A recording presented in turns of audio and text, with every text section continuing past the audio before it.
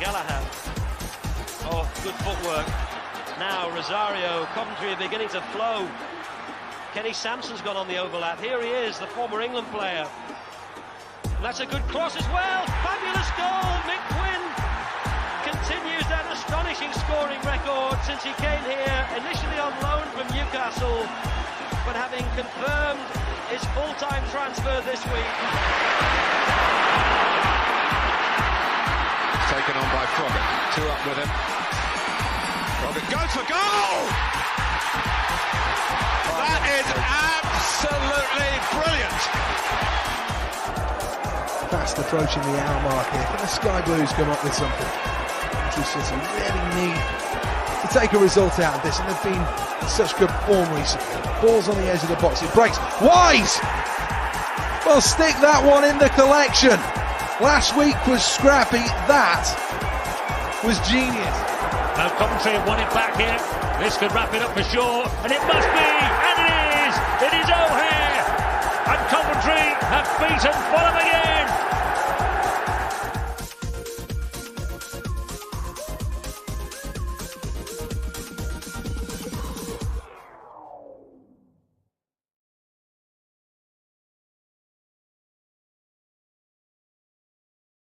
Well, good evening and welcome to Sky Blue Fans TV. It's our 200th episode. Can you believe it? 200 episodes. Absolute, what an amazing achievement Sky Blue Fans TV have done. I've only been with them since last February last year, and it's just been an absolute pleasure to be hosting shows with such a great team that we've got as well. Just superb to get to episode 200. And what a show have we got for you tonight. Later on, coming up at 8 o'clock, we have the one and only legend himself. He only scored one goal for us, but, you know, he'll remember it for the rest of his life, that's for sure. Yes, the legend, Richard Shaw, will be coming on at 8 o'clock, and Mark Smith will be chatting to him and having a good little chin wag and seeing what he's up to nowadays. Also, before 8 o'clock as well, we've got our 200 show competition winners to announce. We gave out some cards over the last two games. So if you did pick up a card at Swansea and also on Monday against Watford at Dillon's, then we will be announcing that just before 8 o'clock. We've got a number randomizer behind Ken, and he will be doing the numbers for us a little bit later on. So get your special cards ready, and you never know, you might win yourself a little prize. And one of the prizes is a family ticket to go and see Coventry City versus Birmingham. That is 2 tickets plus for an adult and 2 tickets for children as well.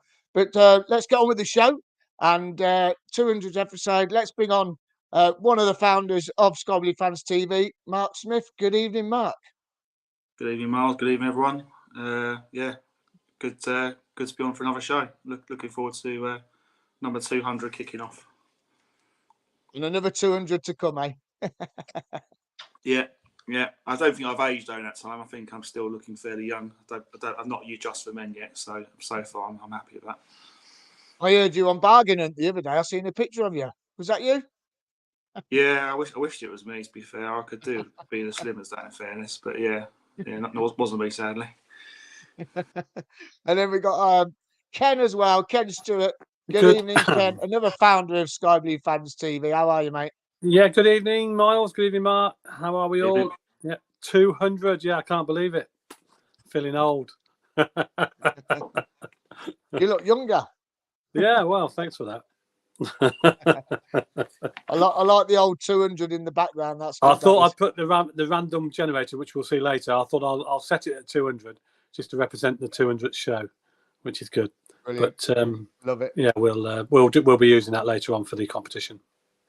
Brilliant. And before we bring our one of our special guests in tonight, which is Clive from Loft for Words, we'll bring him in very shortly. Just a quick couple of messages because people are congratulating us. I'll get these out of the way for us as well. Glenn Watkin, 200 episodes. Well done to Mark, Ken, Miles, Reese, Victoria, and Will for their hard work. And thank you to everyone who supports the channel by listening and watching and interacting. Yeah, lovely words. Thank you, Glenn. That's absolutely fantastic. Don't forget, Glenn was part of Sky Blue Fans TV, so you know he's got a big part to play in this as well. So well done to you, Glenn. Absolutely superb, mate. And thanks for that lovely words there. Sky Blue Sam, Well done, guys. 200th episode. Love the content. Thank you. We love broadcasting to you. Cov Andy, 200 episodes. Well done to all involved. Love it. Nation Radio. Good evening, Tony. Good evening, everyone. Congratulations on your 200th episode. Mr. View Sky, he does our intros. Good evening, Mr. View Sky. Well done, guys. PUSB. And then we got Under Average Cov Fan. Best Cov City channel by far. Oh, that's lovely. We like that, don't we, lads? That's really nice. Alan Harkins, well done, lads. Congratulations on reaching 200 episodes. And Mark Reed, what division were we in when you started? Mark, was it Championship, wasn't it? First season back in the Championship. So yeah, fantastic. Seems a long time ago. Yeah. So we've got an up and coming game coming this Saturday. We're going to introduce our guest now. Good evening, Clive from Loft for Words. Good evening. All right, lads. How are we doing, lads? How are we doing? Hi, Clive. All good. Hi, Mark. All good. You mean Clive? Clive. Yeah, mate, I'm good. I'm good. Well, apart from the football, obviously, I'm good. Clive, sorry, yeah, it's got Mark Reed on there for some reason. That was me comment. I left it up. Sorry, my mistake. So Clive, going into looking at the season so far. When we played you early on in the season, you were fighting up the top of the table, and all of a sudden, you're fighting to stay in the league. Where's it all gone wrong for you? Do you think this season, Clive? Yeah, it's mad, isn't it? I had a full head of hair at the start of the season, and now look at the state of it. I don't know, lads. Like every QPR fan will give you a different story. Everyone's got their favourite pet sort of theory as to why it's gone as bad as it has. We were top of the league in October, and we've won 2 of 25 games since. So it's been like a collapse, the likes of which I've never seen before. I think there's only ever been one like this in this division before, and that was Millwall. And we've got to win 2 of our last 5 games just to match Millwall's record. So it really has been just a complete collapse. Obviously, Mick Beale leaving basically straight after we lost at Cov has been a bit of a catalyst. We did the QPR thing of letting the manager bring in a load of his players that he'd worked with before last summer, which never works at QPR, but we try it every time. And basically, you look at their performances and their availability since he's gone, and that's been a big part of it, I think. But the team's been losing every week really since last January when we were second in the league, like pushing Bournemouth. Had a really good January. We won at Cov, pretty fortunately, actually. Adoma scored right at the end against a run of play in that game, but we were right up there at that point. And I think we've lost something like 33 of 60 games since then. And that's under 4 different managers now. So, you could say it was Beale leaving, you could say it was this or Critchley or bad appointments or whatever, but it's just been going on for sort of 14 months now. I think we'll be pretty lucky to stay up, to be honest, at this point.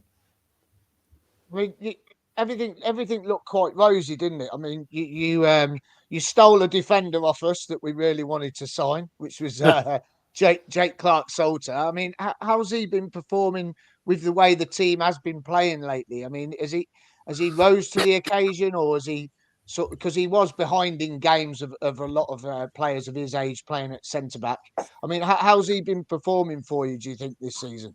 So I was quite excited about him. I thought he was a good signing, left-sided centre back coming in to replace Johan Barbe, who was a sort of key member of the team previously under Warburton. Barbe had played something like 98 consecutive games at the point that he left. So quite big shoes to fill, but you think Clark-Salter is younger, there's sell-on potential there, potentially on less wages than Barbe was on. So you can kind of see the logic behind it. Clark-Salter, like so many of the players that we signed with Beale last summer, Beale made a big song and dance about his past relationship with him, and I'm the reason he's come. I worked with him since he was 8 years old, and there's a few like this last summer. And then literally as soon as Beale left, we haven't seen Clark-Salter, Ethan Laird, Tyler Roberts, Leon Balogun. They've all disappeared with various injuries. Never a broken leg or a broken ankle or snapped ligaments or anything that you think should keep a player out for months. We just hear he's got a calf strain, it'll be a few weeks, and then he disappears for months on end. I mean, we haven't seen Clark-Salter now for 2 or 3 months.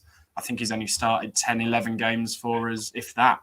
And that's the theme with all of the summer signings. The club and the players are inviting us to believe that that is just bad luck, that we've just had this most horrendous injury crisis. I think a lot of supporters are looking at it and thinking that all these players came to be part of, Mick Beale's big grand project. Because if you've heard Mick Beale talk, he can certainly talk, and he's very confident. It feels like they all came to be part of that. He upped and left and went to Rangers. And like I say, we haven't seen any of these players since. I don't really believe in coincidences. The club are asking you to believe that that is a coincidence. So do you think this stems from behind the scenes? Do you think, what's going on the pitch? There's something going on behind the scenes at the club? Do you think it's very unsettling there and the players are feeling it? Given that it started under Warburton last January and we've been through 4 managers and 2 sets of players and whatever, it feels like there's more to it. Like, if you keep changing your manager and you don't get better, then the manager's not the problem, is he? It's so weird, and it's been such a collapse, and it's gone on over such a long period of time with what we thought was such a good group of players. I don't know. I think it might be one of those things that we find out in 10 years on Under the Cosh, because they're all just tight-lipped at the moment, and nobody's saying anything, and they're just like, oh, we might win next week, on to the next one, and we've had bad injuries, and the players are lacking confidence and stuff like this. But you don't go from top of the league to bottom of it, winning 2 in 25 because you've lost a bit of confidence and got a couple of injuries. I reckon, like, in 10 years' time, someone will be on Under the Cosh and go, oh yeah, he slept with her, and it'll be something mad like that. Fundamentally, your fundamental problem is the ownership. Like, they're benevolent, they keep us going, they pay for their mistakes, and without them, we'd be dead because the club loses money hand over fist. So in that respect, they're really good. But they don't know what they're doing. They're reliant on employing people that do know what they're doing to do the job for them. And you end up with Mark Hughes, Harry Redknapp, and now sadly you've probably got to put Les Ferdinand, the director of football, in there as well. The clubs that are doing good stuff, Coventry apart, because obviously you've had terrible ownership as well, but I've just ridden through it.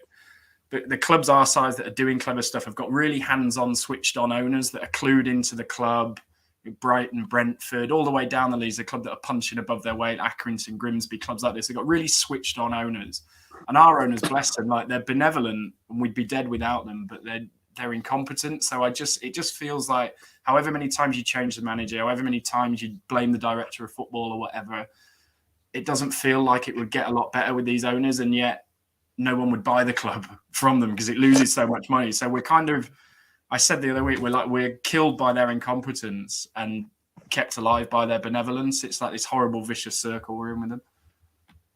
I mean, someone's put Mark Reed's put a comment up here. He says for you, Clive, Gareth Ainsworth. He says, is he talking a good game for QPR, and do the fans believe him? It's really sad. I didn't want Gareth Ainsworth to come back because he's like a proper QPR club legend, a really great team. And we all saw how his Wycombe team plays. And I thought if he came back, QPR's very different job to Wycombe, way different expectations. And that kind of football, it needs to be winning football at QPR for people to get on board with that. They won't like that Wycombe style of play that we all saw how Wycombe play. So I just thought if he comes back and it doesn't go well, I'm not sure I can bear it. Like the whole fans turning on Gareth Ainsworth thing, because I love him. And it does feel a little bit like that's going to happen. The previous manager we had, Neil Critchley, who I thought did a good job at Blackpool, he basically called the players out a couple of times. In January, we lost at Fleetwood, we got hammered at Hull, and he actually came out afterwards and said, look, these players, their mentality is not good enough. They're not strong enough. They're weak physically and mentally. I was at Blackpool last year. I watched QPR. We all formed an opinion of what QPR were like, and these players are living up to it at the minute. And he actually called them out and challenged them, said he wasn't here to be part of mediocrity and they would have to step up. They immediately downed tools on him. We didn't win another game, and we had to get rid of him. I thought it was very unlucky and very harshly done to, because what he said mirrors a lot of what we thought. I think Gareth Ainsworth, having seen that happen to Critchley, is now, like you say, talking a good game. Talking about how hard the players are trying, how much they're buying into it. Like, he's lost 9 of 11 games, but he keeps telling us how hard they're working, how brilliant they are, how they're all buying in. Because I think he's seen what happened to Critchley, and he can't do anything else, can he? Because we've tried like putting it out there that these players are dickheads basically, and they just went, right, we're not having you, and that guy got the sack. So Garrett's gone the other way and gone, these players are brilliant, you get behind these boys, like, and we're all standing there going, mate, you've lost 9 or 10 games. I'm not sure. Like, I mean, you picked up there about Blackpool. I mean, that's got to be your worst result of the season. I mean, you got absolutely annihilated by them.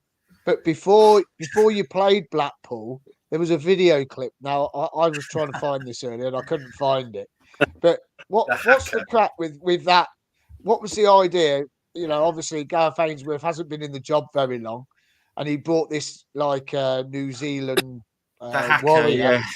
God, that came in. And I mean, what we want to, what was behind all that? Being a QPR fan, you must know what was behind all that then, because soon as that video come out, you went and got absolutely annihilated by Blackpool. Do you reckon that had a knock-on effect with the players? The only defence I would give of it is they'd actually done it 2 or 3 weeks before, and we beat Watford. And it was on the club's official channels for a couple of weeks, but it was only once we'd lost to Blackpool that the whole footballing world got hold of it, and it went viral after Blackpool. But it'd actually been, and we did win a game, which, you know, we've only won 2 or 25, so we had to print that one out for a frame. Gareth, he did. This is what I mean. He did all of that stuff at Wickham. He had that hacker guy in. I mean, I guess the sort of idea behind it is you want the players to buy into what you're doing, whatever you ask of them, and you want them to be vulnerable in front of each other.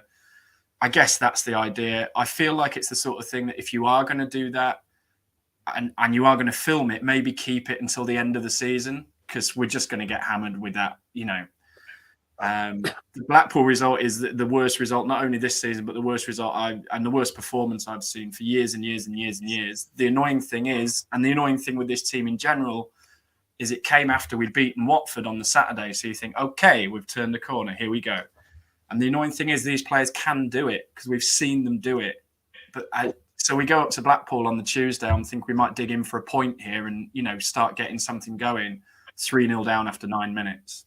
And this team does that. Throughout this run, we've had little blips, like we won 1-0 at Preston, and you think, okay, we're getting somewhere. Next game, lost 3-0 at home to Luton. We should have beaten Sheffield United, 1-0 up against Sheffield United right to the last minute, and they scored in injury time. You think, good, that's a good performance, good result. Next week, we get beat by Fleetwood. So we've just had a good result against West Brom coming into this game on Saturday, and we're all thinking, okay, let's see. If they play like they played against West Brom, we've got half a chance against Coventry and Norwich this week. But let's see, because this team's let us down over and over again. And if they do it again this time, if we play like you boys, like I suspect we're going to play, then we're running out of games now. There's only 5 games left. So if they do it again, then we're screwed. Yeah, I was going to say, I mean, you know, you had a great result at the weekend, Monday, wasn't it? I think you were 2-0 down, weren't you? And I thought it was going to be another Blackpool. Yeah, 2-0 down. At West Brom. Yeah, 2-0 down after 8 minutes. I thought, oh, there's another Blackpool coming here, because we were just absolutely all over the place. So it was a good result. You're 2-0 down away from home, you come back and get a result. It's a good result, right? West Brom were weirdly poor. I don't know if they've obviously got stuff going on. They had protests at their game. I think they probably would have got a bit complacent 2-0 up against us, which I don't blame them for, because we are terrible. And they sort of clocked off, and we got a goal back, and they just couldn't clock back on, and the crowd got on them a little bit. We actually should have won the game. We had some great chances in the last 10 minutes. So it's a good result, and it's a better performance. Defence still all over the place. And I just worry, you know, like I said, these players have let us down. I just don't have any trust in the players anymore, because 4 times in this run, I've thought, right, we've changed it now. We'll get something. This is better. We'll play better next game. Well, let's see what happens on Saturday. I've got my suspicions what's going to happen on Saturday, but let's see. They've got their final chance now, and we've got to beat somebody. Otherwise, we're going to get relegated. So let's see how we go on Saturday. But I've got my suspicions what this group of players will do to us. Well, I think you've already answered this one anyway, because I think you said he was injured for a while. But Sky Blue Sam says, will Clark Salter be fit, do you think, for Saturday, or is he out for a long time? We're never allowed to know. We're just told that, oh, he's got a calf problem. And that's, but, you know, we were told that Leon Balogun had a calf problem in October. He missed 5 months. So yeah, maybe Clark Salter will play on Saturday, maybe he won't. But we're just the paying public. We're certainly not allowed to know these things. He might play in goal for all we know. And there's a comment coming here again from Sky Blue Sam. He says, I mean, you probably have heard that we do have a very good record against Gareth Ainsworth teams, especially Wickham. I think we drew once, which was about 3 years ago with them. First time in many, many years. Are you worried that Coventry are coming to you? We're fighting to try and get in last place in the playoffs. Are you worried that, that record might continue with Coventry against Gareth Ainsworth? I guess if you're Coventry playing Wickham, though, you'd be favourites in most of those games, right? You would expect Coventry to beat Wickham. So I'd kind of expect you to have a good record against Gareth Ainsworth. It doesn't really matter who we play at the minute, to be honest. We've been so bad. And, we lost to Fleetwood. We couldn't beat Huddersfield when Huddersfield were losing to everyone. Blackpool beat us 6-1. I think it's only 2 results that Mick McCarthy got. So it doesn't make much difference who we're playing. It's, we've got to go and put a performance on Saturday and back up what we did on Monday, because that's been the problem. So, it's about us. You've got a great record with the referee as well, which I notice. It's just fairly typical that everything's going against us at the minute. But we'll see. We've got to back up a performance, because that's the big thing. Just as you think we've turned the corner, we fall off a cliff again. So we've got to back a performance up this weekend, regardless of who we're playing, because there's only 5 games left. And I think now that Ince has been sacked at Reading, I think we're going to need at least 1 win, if not 2. And that, we've only won 2 of 25. So it's really got to be. We've also got Burnley away to play. So we've basically got 4 games. It's got to be this weekend. Otherwise, we're banging it. Yeah. I mean, just saying about the referees. I mean, we had a shocker one. We had Stroud on. Keith. We've had 2 penalty shouts. Yeah, we've had Keith Stroud more than any other team, mate. And it is. We basically have him once a fortnight. We've got him again next Wednesday, and it is. we have a long and inglorious history with that guy. He's just a law unto himself, isn't he? Unbelievable. Two penalty shouts Monday, so it'll make a change for both teams to have a good ref on Saturday, won't it? I suppose. Claudio's popped up here. Good evening, Claudio. He's gone nailed on QPR win. It's what Cov do best. April 1979, I went to Loftus Road. QPR already relegated. I hadn't won at home since December. We lost 5-1. Clive Allen got hat-trick on his own day. That's why I'm called Clive. He was 17. That's why I've got this old man's name. Like, my dad's big thing. Like, he called me Clive and my little brother Paul, because Clive Allen and Paul Goddard came through the youth team. So I've had to go through secondary school in being called Clive. So thanks very much for that, Dad, and Clive Allen. It's his bloody fault. The 2 Cov games I remember beating you 5-1 at QPR when I was a little kid, and Bobby Gould resigned in the tunnel afterwards. And then a couple of years after that. There you go. There you go. Didn't go. Yeah. So that I remember being at that game. And we got relegated a couple of years after that, basically at Highfield Road. Ian Jess scored for you guys, and I think it was the only thing that Ian Jess ever did for you guys. It took 4,000 or 5,000 fans to Highfield Road and got beat 1-0. Ian Jess scored. Yes, I remember that. I was So, good and bad memories at Cov. Now listen, before we go on to results, because we've got a packed show tonight. There's one player I'm worried about, and I don't know if he's fit, but Lyndon Dykes tends to score against us, especially when we play down at Loftus Road. I mean, is he fit this weekend, do you think, or has he got a tight, calf or something like that we might be praying that he's got, because he always scores against us? Well, I hope you're right. I'd kind of exempt him from the criticism a little bit. He got pneumonia in January and was like in hospital on a ventilator for a week. It was a pretty serious deal. And he was back playing within 6 weeks. And so you look at some of these others that have been missing for months with calf strains, and then you look at Lyndon Dykes, and you notice the difference straight away. They scored a great goal at West Brom on Monday. So yeah, in theory, like I say, we're not allowed to know who's going to play or not. We're just expected to come and pay our money. But in theory, yes, he's fit and available. Played well on Monday. I had him man of the match on Monday. Scored a great goal. So in theory, he should be up front. Yeah. And also, we were linked with Jamal Lowe. I mean, is he fit, or has he got a tight calf as well? Well, judging by his recent performances, his interest in playing for QPR at this point is similar to my interest in the new season of Made in Chelsea. So he will be present, but whether he will be present physically, whether he is present mentally, remains to be seen. Now, listen, we're going to go on to some scores. So we always do this on all our shows. We'll start with because Ken's just dropped out for some reason. He must have gone and put 50p in the meter to get his internet working. But Mark is well known for sitting on the fence. And Mark, what do you reckon this week?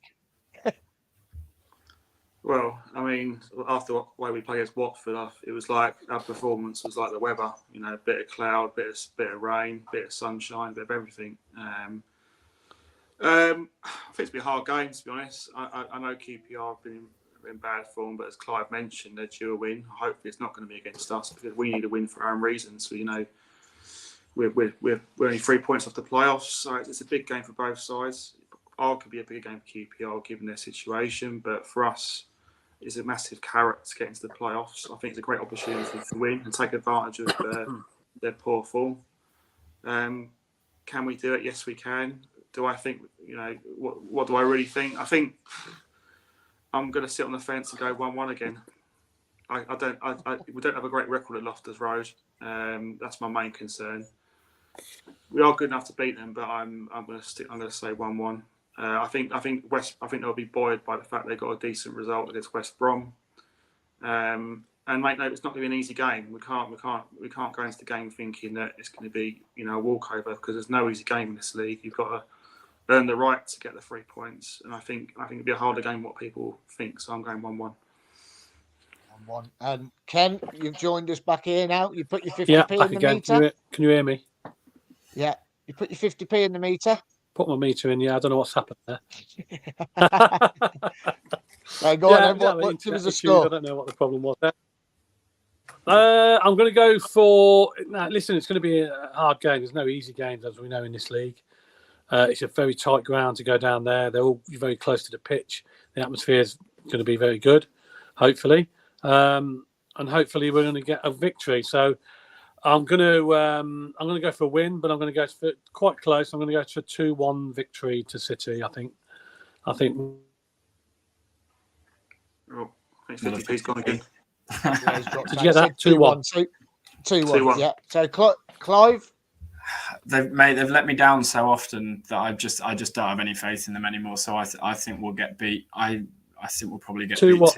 2-0 beat, and yeah, it breaks my heart to say it. Hopefully this time it'll be different, and yeah, we desperately need a result. So hopefully we'll get it. But like I say, I've been to every game this season. I've watched these players let us down over and over again. I'm just at the point now where I don't have any belief in them, and yeah, so I'm not optimistic at all. It breaks my heart to come on here and say it. Okay, rightio. Well, I'm going to go Walker and Godden start this weekend. Interesting. I think he'll rest Vic. I think he'll put him on the bench this weekend. Yeah, I think Walker and Godden are going to start. The messages are going to go mental here because I've mentioned Walker. They know that I really like Walker. He's my favourite player, and I think we're going to win. Same as Ken. I think we're going to go down there and we're going to sneak into the playoffs this weekend and we're going to win 2-1. That's what I'm going for this week. Mate, if Mark Robbins puts Gyökeres on the bench with our 3 centre backs, he's mad. It's like, that guy. He's tired. That guy against our 3 centre backs is giving me sleepless nights. He's tired though, Clive. He needs a rest. He's really tired. Well, he can probably have one about 60 minutes in on Saturday with the job done. He won't be on the bench. No way. There's no way. You never know. You never know. Well, thank you very much for coming on, Clive. We've got to crack on with the show now. So yeah, good night, thank you very much. Thank you very much indeed. And what we say to all the fans when they come on is good luck for the rest of the season, but not on Saturday. Yeah, I think we need it more than you, mate. Come on. Thanks again, mate. And cheers, if you want to carry on watching, Richard Shaw's about to come on very, very shortly. Good luck, Clive. Yeah. Cheers, Ed. Thank you. Cheers. Cheers. Thanks a lot. Okay, so before Richard Shaw comes on, He is in the wings, waiting for us. We're quickly going to do the prize draw for our competition. Now, Ken's got the if number the internet holds generator out. ready, haven't you? Yeah, you've got the number generator ready. So on last Friday at Swansea and at the Dylans and at the ground on Monday, I was giving out these cards. All the cards had a special number on the top with a little stamp. So what we're going to do, we've got a number generator. Ken's going to number generate it all, and we're going to pick 1 to 100. But the cards got mixed up, so I've got 3 left. So if we draw 87, 86, and 88, we'll do a redraw because I didn't get rid of these ones. Yeah. So the prizes are a family ticket to Birmingham City game. So that's 2 adults and 2 kids. A £25 CCFC shop voucher, 4 vouchers for the Sky Blue Tavern, £25 food and drink voucher. CCFC players print from our sponsors down there from CCFC Prints, and we've got 3 Sky Blue Fans TV mugs as well. So we've got 10 prizes. Are you ready, Ken? Yeah, I'm ready. Just to add in, we've got a couple of Easter eggs to add on to the mugs as well. So we'll add them in as well. Okay. Right. So we're going. Right. Yeah, so are we we're ready? going to do it in reverse order. So this is going prize number 10. Yeah. 1 enter 1 to 100. to 100. Yeah. Enter. This is for the 10th prize, yeah? Number 10 prize, yeah. Is number 31, yeah? Number 31. So if you've got number 31 and you're watching tonight, you've won You get a Sky Blue Fans TV mug and a small Easter egg. Brilliant. Lovely. Okay. Prize number 9. It's exciting, isn't it? 14. 14. You see that? Push it down. 14. 14. Number 14. If you got number 14, then you're a lucky winner. You win a mug and an Easter egg. Okay. Prize number 8. Here we go. Ooh, drum roll. 47.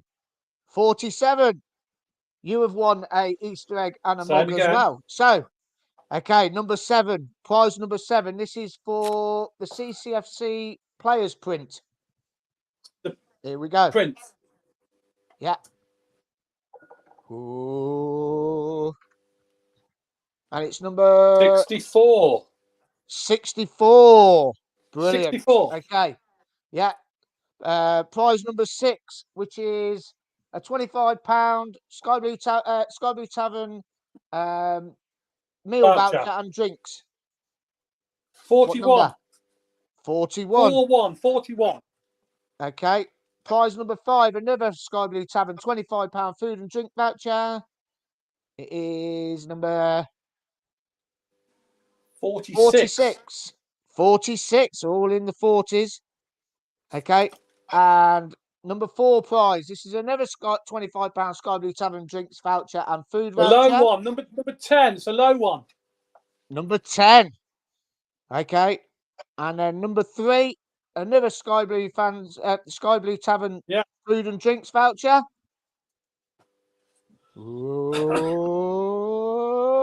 Whoa, it's a high one. 93. 93. Brilliant. Right. Second prize, which is a £25 CCFC shop voucher.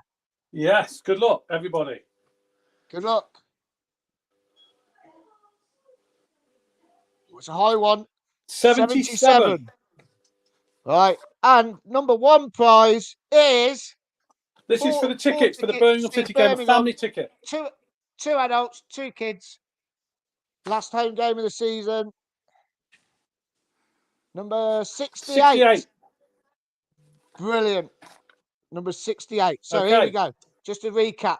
So prize number 10, number 31. Prize number 9, 14. Prize number 8, 47. Prize number 7, 64. Prize number 6, 41. Prize number 5, 46. Prize number 4, number 10. Prize number 3, 93. Prize number 2, 77. And for the family ticket to see Coventry versus Birmingham, number 68. Now, what you need to do, if you've got one of those cards and you're a winner, you need to take a picture holding the card this way around so we can see what number you are and Ken can sort out the prizes for you. Okay, you got Yeah, it? just send Fantastic. it by email. Email, please. Email us with that picture, or you can send us by WhatsApp, whatever, email, whatever the best way. But email is probably Twitter, the best. Facebook, or Twitter, whatever. As long as we get it and we can see the clear picture of the card with the number on, and then we'll get your prizes to you ASAP. Brilliant, fantastic. Right then, we're going to take a quick break, and then Mark's going to come on, and we got the legend, the one and only Richard Shaw coming on. Bear with us. We'll be with you very, very shortly.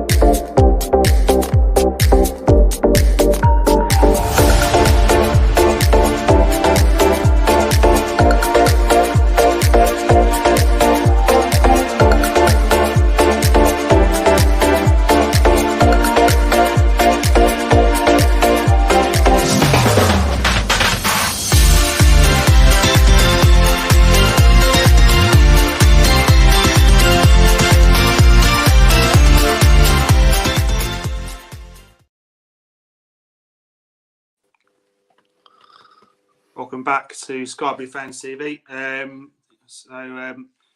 Our next guest, I was going to bring on my guest. Needs no introduction.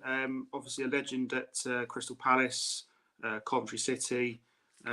He also briefly played at Millwall and was on loan at Hull City as well in his career. And was briefly also a manager and coach at Coventry City. So introduce Richard Shaw. Richard, good evening. How are you doing? How you doing, guys? I'm not bad, thanks. All good. Yeah, good, thanks. It's brilliant to have you on. For those who want to ask any questions to Richard, obviously post them on our comments, and we'll try and get as many questions as we can done. And we'll ask that to Richard. Richard, fantastic. Thanks for coming on. As far as just talk about like your career generally, sort of before you joined the Sky Blues, and then with the Sky Blues, and then sort of your coaching career and what you're doing now, and whether you sort of still watch any Coventry games. Obviously, you were started off at Crystal Palace and had a spell at Hull as well. I guess, would I be right in saying your highlight of your career at Palace was either, I was going to say, the FA Cup final or beating Liverpool, who were obviously back then, you know, the Man City of their day, winning the semi-final at Villa Park? That must have been a hell of a game. What was the highlight for you out in your time at Palace? God, that's a good starting question. It's funny because I watched a game the other day, the semi-final. It was the anniversary of when we beat Liverpool, and everyone wants to play an FA Cup final, of course they do, and I'm very lucky to have done it. Having that was 7 minutes away from winning it, but unfortunately we didn't. But the semi-final was because Liverpool back in the day were just a Rolls Royce of a team. They were just incredible. And I think the younger generation don't understand just how good they were with the European Cups, the titles, the League Cups, the FA Cups. Yeah. Don't understand just how good they were. And I think previously, early on in that season, we got beat 9-0 at Anfield. May I add, I wasn't part of that. I was on the bench, so I sort of kept away from it. But good job. To draw them in the semi-final with the FA Cup, I think I would say 100 people out of 100 would have said Liverpool will beat Crystal Palace semi-final of the Cup. You know, and for us, it was just one of them days where, you know, we won 4-3, and then the other semi-final was 3-3, Manchester United Oldham. So I think it was just a great day for FA Cups. And unfortunately, like I said, we didn't finish the job off at Wembley. We drew 3-3, which again was a great game in itself, and lost a replay 1-0. But the memories are fantastic memories. And, you know, I look at the FA Cup now and I think it's slightly devalued, if I'm going to be honest. I think semi-finals should be at neutral grounds. I think you should earn the right to play at Wembley. That's only my opinion. But yeah, I think highlight at Palace was clearly to them games. Yeah, I totally agree with what you say about the semi-finals. I think it's all about money, though, isn't it? With Wembley, because obviously Absolutely, yeah. a lot of money at the new stadium, and obviously they've got to find their way of getting their money back. Correct. Correct. I think, am I right in saying you might have played against a certain Mark Robbins as well? He was at Man United. He's a sub, wasn't he? I think, memory. I would have done. I'm sure I would have done. I think, in fact, I know I did. I think we played Manchester United the last game of the season in 1991. I think it was. We beat them 3-0 at Selhurst Park, and it was the last game before we the summer sort of kicked in. And I think Mark played in that game. If I'm going to be honest, I'm sure he did. So, and then I think I probably would have played against him when he was at Norwich for a spell. I can't recall too many games. I've got to be honest, but I think the Norwich, I would have played against him at Norwich, and certainly did Manchester United, before we went into management and coaching. Yeah, definitely. Fair enough. So, you left Palace in '95. I think they got relegated. I think into what's known as the Championship now. I think. And he joined Sky Blues. I think he was signed by Big Ron. I was indeed. Yep. How did the move come about? And what did Big Ron say to you to say? What was his persuasive talk? One of my best mates when I grew up at Palace, myself and John Solarco. John Solarco was I think we were both 15-year-olds at Crystal Palace, and we sort of met each other on like schoolboy nights, and there was quite a lot of similarities with us, both from one-parent families, both from different ethnic minorities, etc., etc. So there was quite a lot. We were very close, to be honest, myself and John. And obviously, John went to Coventry before me. I think he had a move to Newcastle that broke down. He ended up going to Coventry, and then I think when John was there, I think Coventry were looking for a couple of centre halves by what I can remember. I think myself and Chris Conwell were going to come over together. And then Chris went to Blackburn, which they were the champions at the time in '95. So Chris went there, and I remember getting a phone call. It wasn't from Ron; it's from an agent. And it happened quite quickly, actually. I just drove up on a Sunday, sat down with Ron, sat down with Gordon Strachan, and the rest is history.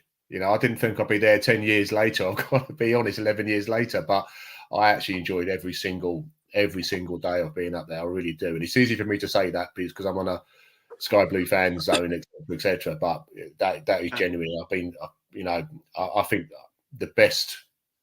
probably the best 3 years of my career was 97, 98, 99. Just a great time to be a footballer. Great changing room, fantastic characters in that change room, and we had a really good side. With them years. So I didn't sort of expect the move. The move went quite quickly. I played against Norwich, my final game for Crystal Palace at Carrow Road, and then the very next day drove up to Brighton and met Ron, and then the rest is history. Yeah. And I think, am I right in saying you made your debut against our opponents on Saturday, QPR? I did. Yeah, I did. 1-1, wasn't it? 1-1. We was in that famous purple kit. Yeah, Ken's got behind the screen. I've seen a few clubs with that. I mean, I look back at it now, and it's probably an iconic kit. It's probably a kit that quite a lot of people would like to purchase and like to have. But for us as players, I mean, going to QPR and playing at Chelsea, the King's Road of fashion in a purple and yellow kit, it was a tough gig to do that. But I think we went to QPR, and I think a day later or so we went to Ireland for a couple of days, played Londonderry, and for me that was great because I got a chance to meet all the players really. And a couple of nights out, I'm sure we did, and 3 or 4 days in Londonderry, and that was a good welcome for me. And was he quite nervous when you first came to Coventry, or was he quite excited at the prospect of playing sort of Premier League football again for the Sky Blues? What was your overriding emotions at the time? Bit of both, to be honest, Mark. A bit of both. I mean, I'd been at Crystal Palace, old boy, by a couple of months when I went on loan to Hull City, but I'd been in the same area in London basically all of my life, and for me to move away, in the Midlands, I thoroughly enjoyed myself. Up in Coventry, but I was excited, but I was a bit nervous. You're going into a new change room, you're being judged, because the fee you went for, I think $1 million, I think it was, and the field you're being judged at. So you walk into and everyone's expecting you to, from the off, be at the top of your game. And I think we bought quite a few players at that time. I mean, Noel William had turned up, Paul Telfer, Paul Williams. Yeah. We kind of bonded, to be fair, because we were the new boys. I bet they were obviously newer than me. But I think the fact that we sort of signed together, I mean, these guys, I spoke to Noel a couple of weeks ago, and Paul Williams I speak to more or less every week. Dan Huckabee's the same. We just had such a good bond, to be fair, as a group. But it took me a while to settle down. I remember I didn't make the best of starts. I think the first home game was against Manchester United, and we lost 4-0. And I remember Ron sort of come up to me, I think a couple of games later, and said, I remember him saying to me, "Have you got a twin brother?" I went, "No, I haven't." He goes, "Well, who have I FML signed then?" And it was quite a marker. And as jovial as it was basically him saying, "Back up your ideas." And I didn't sign you to play average. I signed you to be a decent defender. So it took a little bit of a while. It took a couple of months, but I've got there in the end. I guess, on that first season, obviously that was the season. Unfortunately, David Booth sadly broke his leg, as we all know, and that was pretty sad. But also, one of the highlights, I guess, was beating Blackburn 5-0 at Highfield Road, I think. I didn't play in that game. I was watching it, to be fair. Is that the game with the orange ball? With it snowing? So, yeah, the snowy. Yeah, I'm sure it was. Yeah, the previous game, me and Paul Williams had been sent off against Wimbledon. We drew 3-3 at Wimbledon. And Willow had been sent off, and about 10 minutes later, I was sent off. We played with 9 men. We got a 3-3 draw. And then me and Willow, we missed the Blackburn game, and they won 5-0. So it don't say too much about us two, does it, to be perfectly honest? But no, I think because we were such a close-knit change room and that. I mean, I know some players who don't play want the team to sort of win but not do well, or not win because they want to get back in the team. But I think for us, it was just like we wanted everyone to do well, and that's what formed the special bond that we had. But the 5-0. I mean, that was some game, I have to say. I didn't expect that one coming. I didn't see that one coming at all. But listen, sometimes every dog has its day, and I think that was a great result for us, obviously. Yeah. I mean, I remember growing up being a Coventry fan in them days, and I'm from the south, like yourself, Richard, and I got mercy to the Mickey, a big Coventry fan. But I mean, I've said it publicly. I supported the club because when I was a little kid, I used to love the kit, the Sky Blue kit for me. Okay. The old sort of like it was the 80s pinstripe Umbro shirts. Back in like the mid sort of 80s. Coventry had some great kits though, didn't they? Coventry they had the brown one, didn't they, with Terry Orth was all playing in. I've seen some really bad kits, but I've got to say, for me, I just think they're iconic. I love seeing. I'm a massive fan of 70s and 80s football. Watching it and the crowds and the kits, and the Admiral was a big force back then, and what have you. And some of the kits I think have been fantastic throughout the eras. Yeah. I've got a few questions from our audience who want to ask you some questions about your time at Coventry. So I've got one. Before that, I got one from Sassy United saying, "Thanks for your service, Richard. Thanks for your time at Coventry City." Skyby's saying, "Want to ask a question about which Cov player would you have hated to have played against as a defender?" Robbie Keane.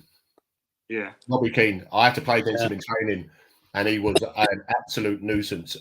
He doesn't look that quick, but he really is. And it's for someone so young when we signed him at 19, his thought process was literally 2 steps ahead of everyone else, even at that young age. I remember him coming into training ground and was getting changed in change room. I was looking at him thinking, oh, wow, 6 million. Okay, let's have a look at this then. And he wasn't. His body wasn't like it is now. Everyone's ripped and that. He was a young lad, a little bit like what. I looked at him. I thought he had his white legs and his socks down, and got a training ground. Oh my God! I couldn't have been more wrong. With the ball at his feet, he was just incredible.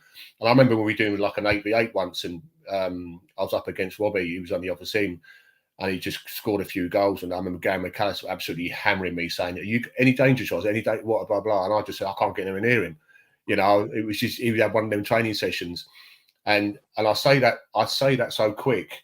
The Coventry player that I'd hate to play against, because he was that good. He was that good. And then I remember walking in one day. I think he was late, and he was getting changed into his jeans, etc. And I'm walking the change room and says, "What are you doing? We're training today." He says, "I'm just off to Milan to chat to Milan." I just like that doesn't happen in the Coventry changing room. Yeah. You know, I thought, "You what?" And he said, "I'm just off to Inter to talk to Inter." I said, "Well, I'm sure I won't be seeing you again now, so I wish you all the best." But yeah, he sort of stayed in touch, you know, for a long time, Robbie. And I mean, the obvious one as well would be Dion, because Dion aerially was as good as anybody at that time. You know, holding the ball up, just being a leader, to be honest. And he was a real catalyst for everything we did going forward. I think it was a massive help. I think if you speak to Darren Huckabee's, you know, the amount of work he done for Darren, allowed Darren just to run in behind or playing it around him. Same with Noel Whelan. You know, he was a real catalyst. So I would say them two, without a doubt. And I also think Dion Dublin, he was also not a bad defender. You know, if very good. If he had a couple of injuries, if he was injured or Willow was injured, you could come in and play at the back as well. And he was a real team player, I think, with Dion Dublin. He was a brilliant guy. He just an all-round brilliant guy. I remember there was a game where I think we lost it, and Ron Atkinson I was walking down the corridor at Brighton, and he was blaming me for one of the goals or something like that. And I think I turned around, and I shouldn't have done it. I just turned around and said, "Well, any danger of the centre forwards, like closing down the defenders, so stop the ball getting there." Just one of them ones, you know, as you do as a footballer, you blame everyone else, don't you? Yeah. You know, and then next thing I know, he's called Dion. He's got Dion in the office and said, "Oh, Shoz is blaming you for blah blah," and Dion came down. Dion came down, and it was Ron's way. It was Ron's way of getting us both to talk. Yeah. And then Dion just come in and goes, "Right, come on." I remember he said, "Come on, get your jeans on now." I thought, "Oh no, he's going to be stand up row," and we ended up going down the pub just in Brighton, just the two of us. I think it obviously it wasn't a day before a game. Trust me, it was like a start of the week, and we just sat there and had a drink and just started talking about the game and what we could do better as a team and what we can do better as a defence, what we can do better going forward. And that's how we were. No one took offence. No one took offence to anything. You just said it as it was, you know. But yeah, Dion was a good centre half as well. To be fair, I was quite worried about that because I thought it might take one of me or Willow's places. But you know, I think he wants to score goals, Dion. So I was quite delighted when he went back up front. I mean, Dion did obviously play for England, but do you think he was maybe could have played more for England? Do you think in his career, or do you think it was sort of fair enough? Do you think he could have featured more, you know, more games for England? That's a really good question, Mark. To be honest, because I look at England now, and of course, obviously Harry Kane's the goal scoring record obviously is incredible, but I don't see too many number nines. I don't see. I look at everyone now thinking, who's going to challenge Harry? Who's going to be the next Harry Kane? Out and out number 9. And I don't really see. I see a lot of people playing in 10s and out wide, and where the new terminology is now. I don't see an out and out number 9. But I look at when Dion was playing, I'm thinking like Teddy Sheringham, Alan Shearer, Bobby Fowler, Michael Owen, Les Ferdinand, Andy Cole. I mean, that was 7 I've just put off straight away, let alone with Dion. So the competition was absolutely fierce. And I know Dion just missed out on the World Cup in 98. Obviously went to Marbella and was told he wasn't going to be part of the squad. But could he have won more? Possibly, yeah. But when I look at the competition he was up against, that was a real tough era for number 9s, you know. And also, you know, and I still think this goes on today, if I'm going to be honest. I think when you play for a team where we were mid-table or in a relegation battle, etc., I look at James Ward-Prowse now at Southampton, because they're in the bottom of the league. His goal scoring record is incredible, and his assist record is incredible. His passing range is incredible.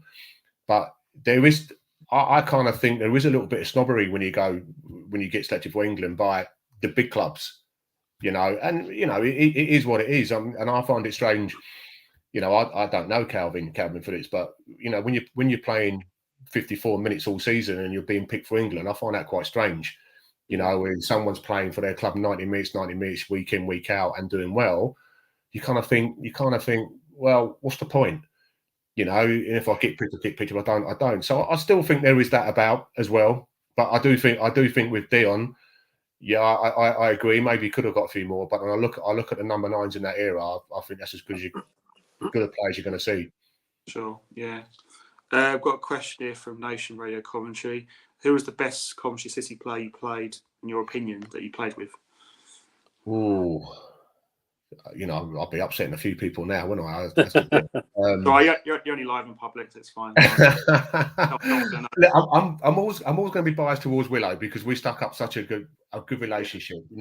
On and off the pitch. We had a great time, and we would say it as it is. If I wasn't performing one day, he would have a go at me. If vice versa with Willow, and he was such a great player. Sometimes you just click as a partnership. I had it with Chris Coleman at Crystal Palace, exactly the same. And I'd say Willow, but I mean when Roland Nielsen signed, I'm looking at him. I think he's got over 100 caps for Sweden, semi-finals of the World Cup. Everything about him was just sheer class, from training to off the pitch, mannerisms, how to be a footballer, how to behave like a footballer in terms of nutrition and everything you eat. He was another level, And I know the game was going through a transition with nutrition and drinks and etc. when Arsene Wenger came in. But Roland was so far ahead of that. He was different, but he was such a good guy. He was such a nice guy as well. But he was a good footballer. I mean, he's incredible football. You don't play over 100 times for Sweden if you're not. But them two stand up, and I'm just being biased because I was a defender, and I probably played the closest to them. I played in between the two of them. But you can't ignore people like Robbie Keane, Dion Dublin, Gary McAllister, Mustafa Hadji, Noel Whelan, Darren Huckabee. The list was a good list back in the day. So you can't disregard them guys. They were great guys to play with. But if I'm going to be biased, I'll pick my two defenders that I played in between. Yeah, no, it was a pleasure. It was a pleasure watching you guys growing up. Believe me, I remember the times. Being a London-based fan, I'd go to your old stomping ground at Selhurst Park and watch you play. Yeah. It was always brilliant. And my favourite memory of Robbie Keane was in the '99 game against Arsenal. I thought they won. I think it was 3-2. 3-2. That's right. That goal he scored. Yeah. That for me was my favourite goal of Robbie Keane because it was class. That little outside foot past Seaman. It was a joke, wasn't it? You kind of think there's only one or two. There's only a few players that will do that. I mean, you got. I know we had a good relationship with Cedric Roussel, but his anticipation of where the ball's going to land, that's not an accident. That's knowledge and that's cleverness. And we see the goals he scored throughout his career, even at Tottenham. Some of the goals he scores and position he gets himself in. You think, how's he got himself there? And it was like same with Robbie Fowler and Michael Owen and people like that. But that was an exceptional game. But what an exceptional goal! Brilliant. But Richard, I was going to ask you about you've played under a few managers, haven't you? Yeah. What would you say the best manager you've played under? Because obviously you played under Big Ron, Gordon Strachan at Cov. In your career, who would be the best manager in your mind? I've got two. And I really can't separate them. I mean, I'm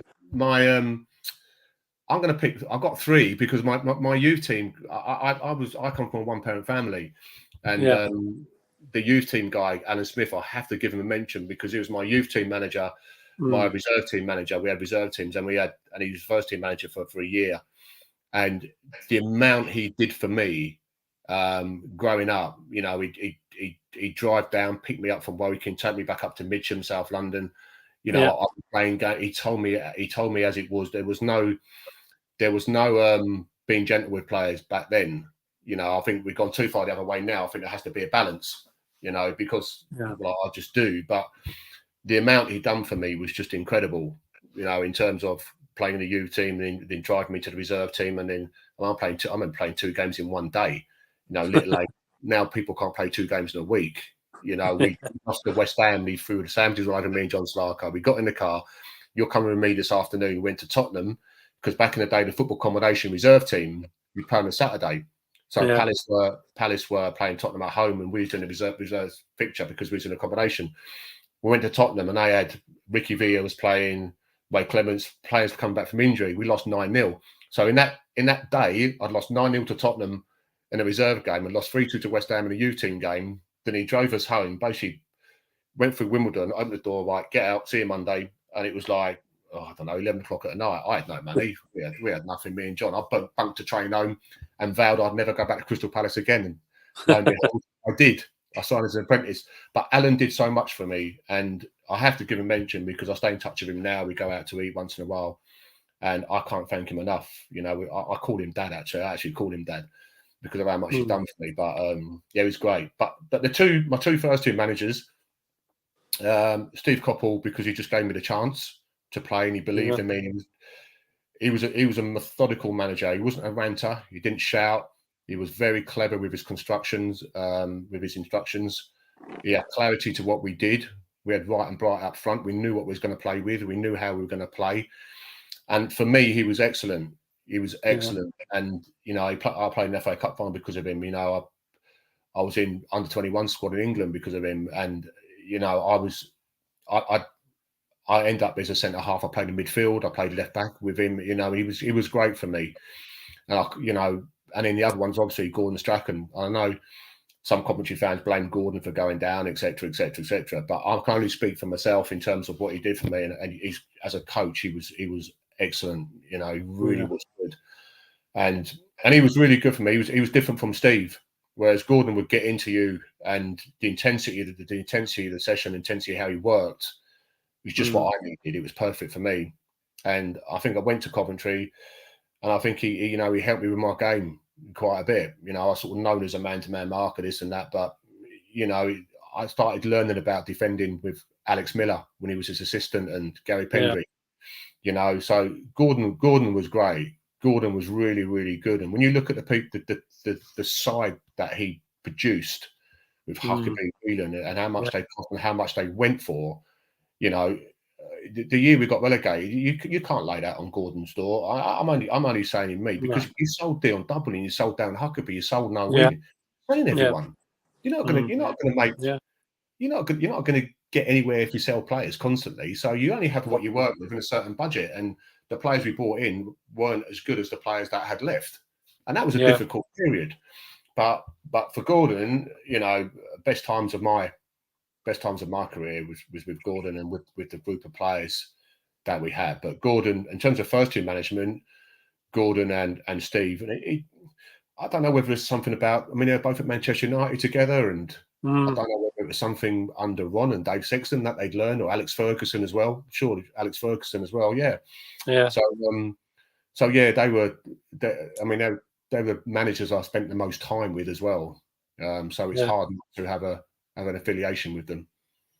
Yeah, and you did manage a couple of times for a couple of days yourself, didn't you? A couple of weeks at Cov. Yeah, that was a strange period. It really was. That was.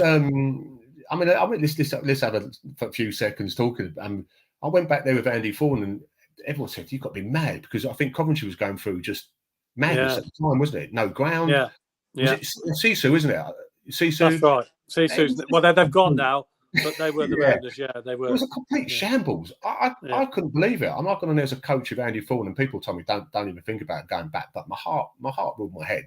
It really did. You know? So I enjoyed my time at Brighton, and I used to live in Banbury and went back there, etc. But it was just madness. You know, we come in every day and they sold the player, and we didn't even know. You know, without going too far into it, it was mad. It was a mad period, and I didn't enjoy it. Management. No, it's not for me. I like doing what I do. I like developing footballers. You find your vocation in life. Managing is just 24/7. I mean, the job I do now is 24/7 with the 21s at Watford, but it is 24/7 football. But yeah, it was a strange period, you know. And to be honest, you know, you can't even doubt. And I look at what Mark's done. It's just been fantastic what he's done for the football club. You know, so they've got the right man in there. That is for sure. Yeah. And, it's good to see. It's good to see him doing well. It's good to see Coventry doing well now as well. Yeah. I've got a quick question, Richard. Sorry to butt in, everyone. You got that purple kit on. You got that purple kit. He has got that purple kit on. Yeah, the new one. Just a quick one. Have you watched us much last season and this season at all? I'm not going to lie to you. I haven't seen a great deal. I don't watch a great deal of football. I try to have a rest from it because I'm 24/7. But I have seen some games, and you do play good football. You do play. I think you play really good football. And I play against your 21s teams, and the future's bright, in my opinion. I see some of the kids that are coming through Coventry when I play against them. I'm very impressed. Very impressive. I mean, I was going to say, if you were playing now, who would you, what you've seen of Coventry City, who would you like to play with in the current squad? Who's the centre forward? Big Vic. Big Vic. Yeah, him. Yeah, I thought he might have gone in January, to be honest. Yeah, so did we, I think. In the window, yeah. I mean, I really like him. I really, really like him. He's a real handful. He's a real handful. I think he could play in any era. I think he could play in an era, you know, with the centre halves. And you're looking at people like Bruce and Pallister and all of the people that I play with, Hansen. I think he could play in any era. I think he's physically very good first touch. He knows where the goal is. He knows how to be a forward. Yeah, he's quite impressive, actually. I have to say, very impressive. Yeah, I think he's been our best striker since we've been relegated from the Premier League over the last years. I mean, we signed obviously Lee Hughes after he got relegated for 5 million, and that didn't really work out too much. But I think Gyökeres, for me, has got all the attributes of being a top player. I think he can play at Premier League, but I'm not sure. I think he'll be like, you know, a lower half Premier League side. I still think there's work to do for him to improve to be at the very top. But he's got the game, definitely. It's one of them, Mark, as well, isn't it? You don't, until you throw them into that level, you don't really know how they're going to respond. No. You know, I've seen a lot of people go in the Premier League and really struggle because it is another level. There's no doubt about it. I mean, I remember when I dropped down the leagues, when I was playing Premier League, went to Championship, the level was just nowhere near the Premier League. It's just like that. You don't see it in the stands sometimes, but you just see how quick it is when you're down on the pitch. But you never know. I think look at Ollie Watkins, and he's come through and come from the lower leagues, and you know, it's amazing when you get there. Sometimes you just pick it up straight away, and other times you will struggle. But you know, I think he will. I think someone will take a chance on him. That is for sure. I got a question here. Sorry. So my Reece on our pod, he was actually mascot of the Blackburn game. We won 5-0, as what we were saying earlier. He wanted to know who the best player you played against. You obviously played against a lot of great players back in the day. So yeah. Do you know what? I've done a podcast the other day, funny enough, and someone asked me the same question, and I always used to come back with the answer. Everyone gave you different had different attributes you were playing up against. So, for instance, Duncan Ferguson was 6'4" and aggressive when he wanted to be. You know, you got Michael Owen, who's as quick as you'll ever see. Mark Overmars, who was quick as you'll ever see. You got Ferdinand with his strength and Shearer. You got Henry with power, pace, and everything. You got Carnu. You got Bergkamp who drops in the hole. You don't know whether to go in or you go out. You got Ginola, who's a centre forward, left wing or right wing, could do absolutely anything. Yeah, I mean the list was endless. Cole and York, what a partnership they were. You know, Ian Wright, who I played with, and he was a pain in the backside because he was always. I mean, that's a list of a dozen you could pick, and if I had to pick one, and I think just because of the longevity that he had, and he wasn't as dynamic as the other guys, but Shearer had before he got injured, he was quick before his 2 cruciates. Yeah. But he was so good in the air. People don't realise he was only 5'10", but he was so good in the air. He could score outside the box, in the box. He was strong. He had a will to win. I mean, if he'd have gone to Man United, and I know he's gone to Newcastle, doesn't regret it, but I think if he'd gone to Manchester United, he would have scored over 300 goals in the Premier League, even having 2 years out, and he would have won everything. Now, I'm not saying winning everything makes you a great player, because I don't think it does. But Alan Shearer, if I was to pick one, you know, I mean, it's easy to pick a Bergkamp, and it's easy to pick someone who's quite, you know, a sexy foreign guy who's come over with loads of money, etc., etc. But I think Shearer, for his attitude and his desire to succeed and do well, and I think he played in an England team where an era where, you know, I don't think they play San Marino too much or Liechtenstein or things like that. They had tough groups, you know, etc. And you know, his goal scoring record was good. He's not accumulated as much. His 63 caps, maybe could have got more, but again, his injury. But yeah, I'll go for Shearer. I'd go for Shield. Oh, to be fair, we didn't do too bad against him most of the time. We only beaten them 5-1 Newcastle. We beat them quite a few times. So yeah, but he was a handful, I have to say. Got a question. Reese, who's just sent that question. He's got a favourite video of you, and I'm going to play. I've got a couple of videos for you, but I'm going to play this one. This is his favourite video of you playing football. Shaw brings down Earl. Well, he felt his shirt was being pulled. He's going to get the yellow card, the Coventry defender.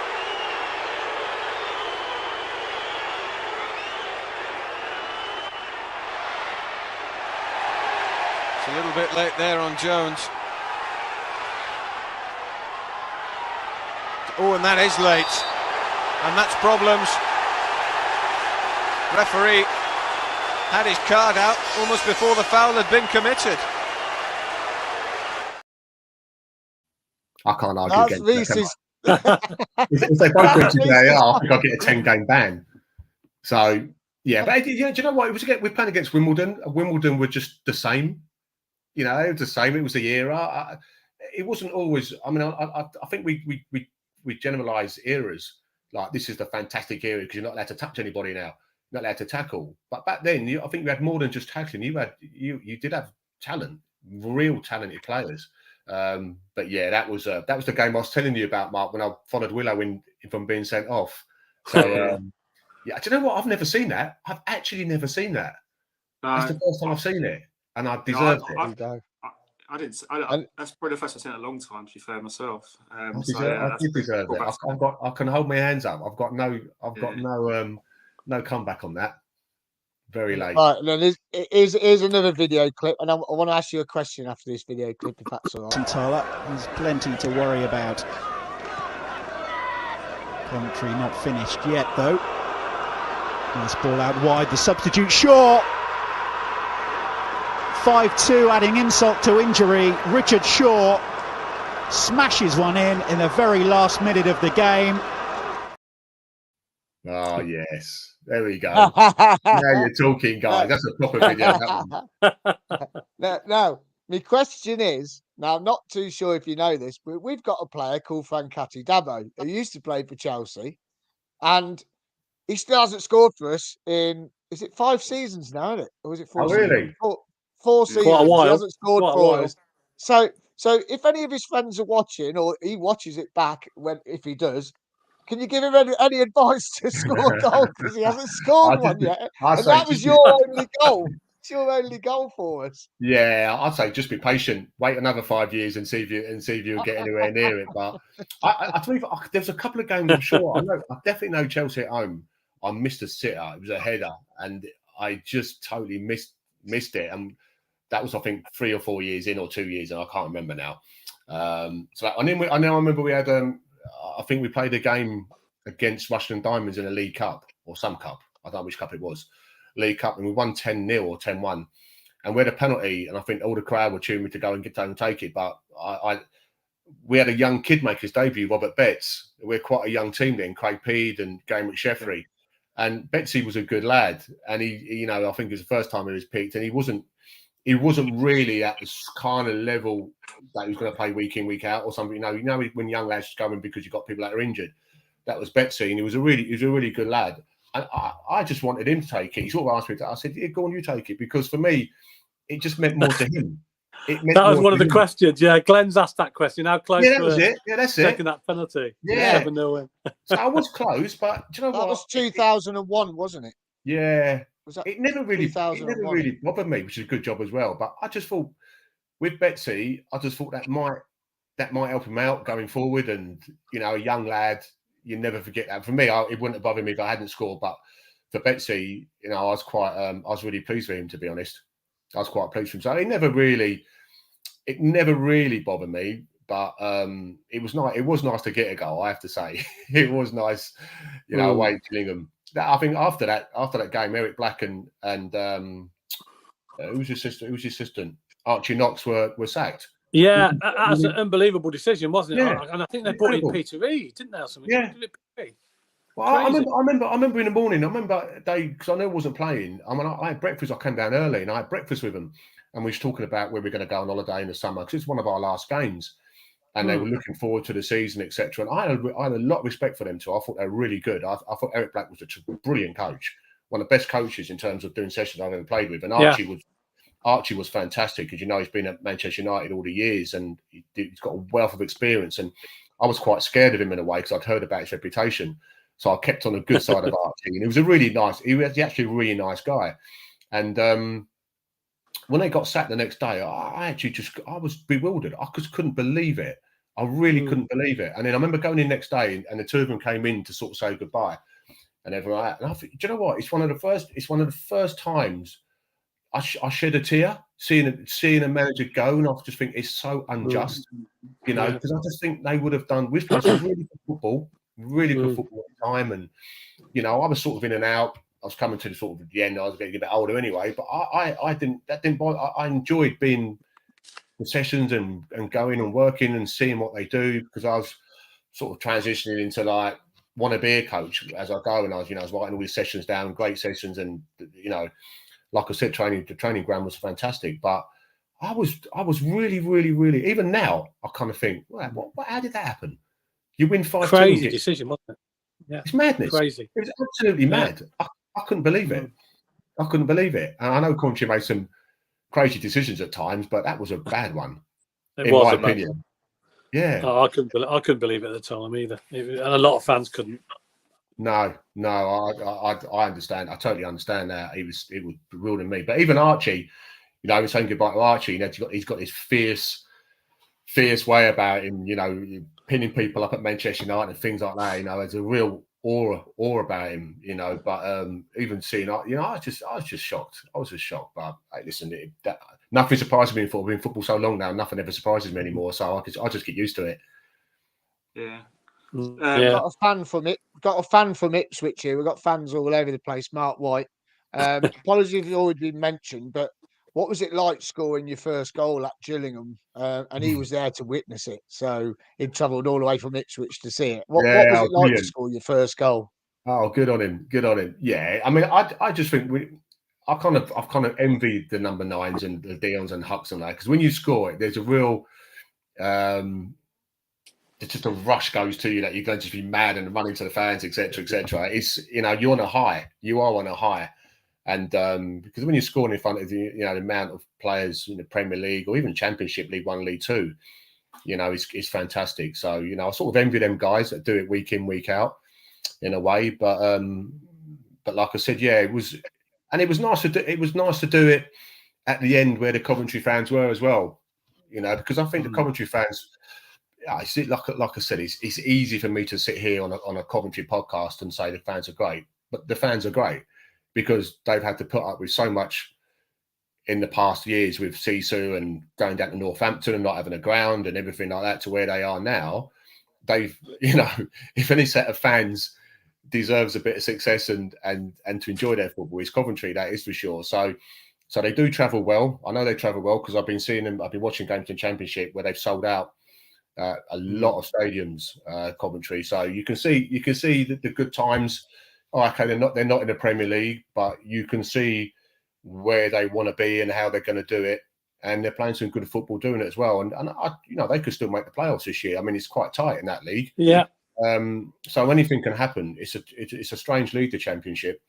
You could be down the bottom and like Coventry were, and I'm on Twitter at times. I see all the things going on. We're not doing well, but part of me just sort of kind of thinks, well, you are doing well because 3 or 4 years ago he was in League 2. Yeah. And we got through the league. So I think we have to understand where Coventry are.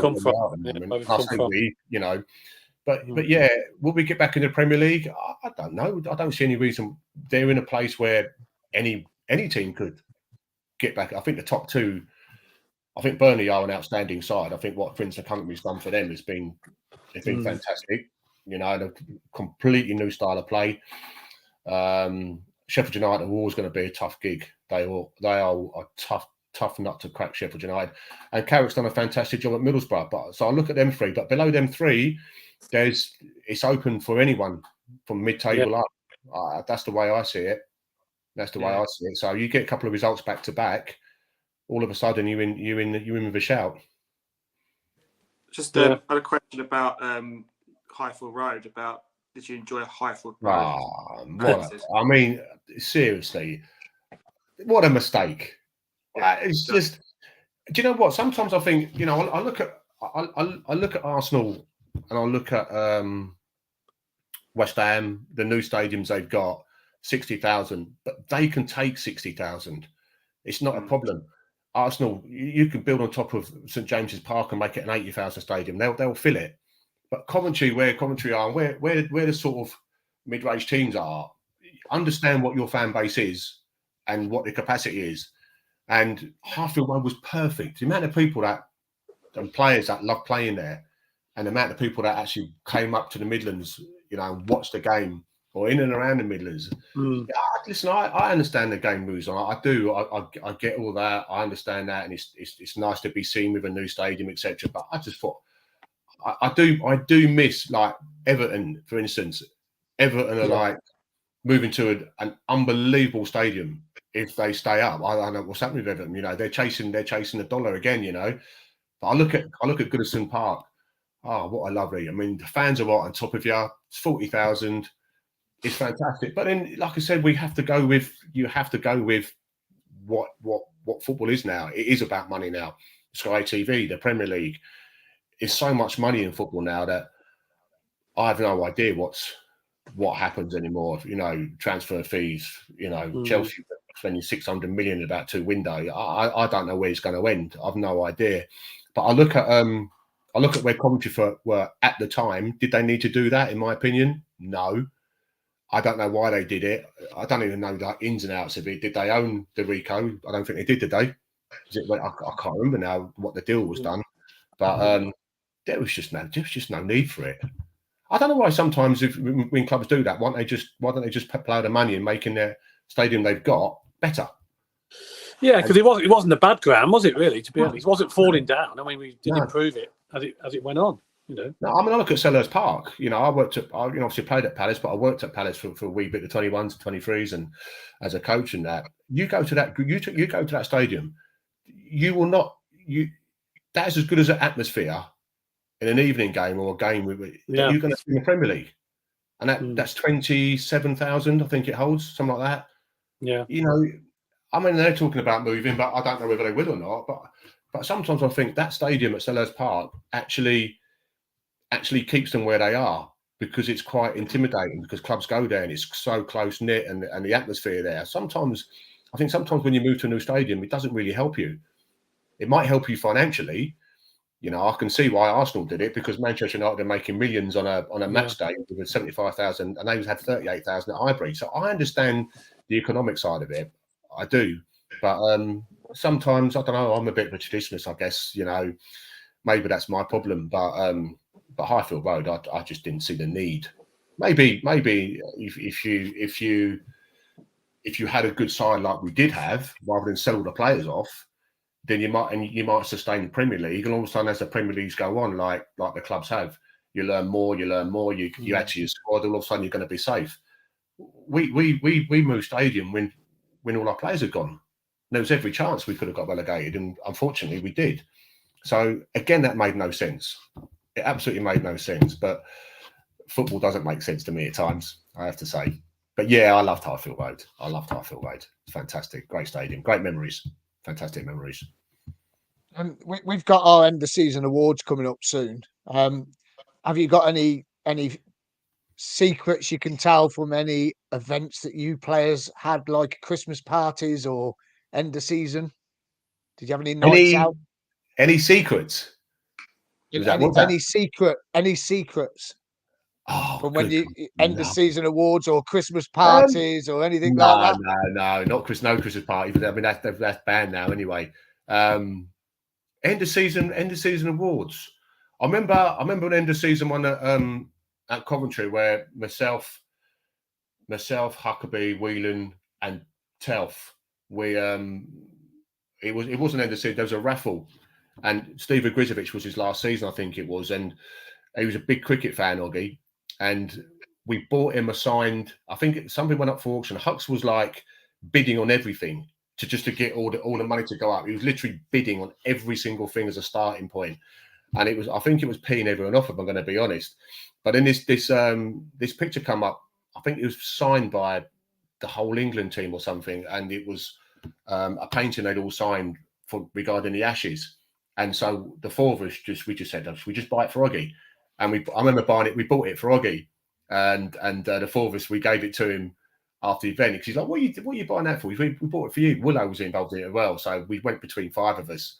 I mean, we bought that for Oggy, and that's a lovely memory because Oggy was not only like he is now, he is a legend. Legend says too easy, but he is.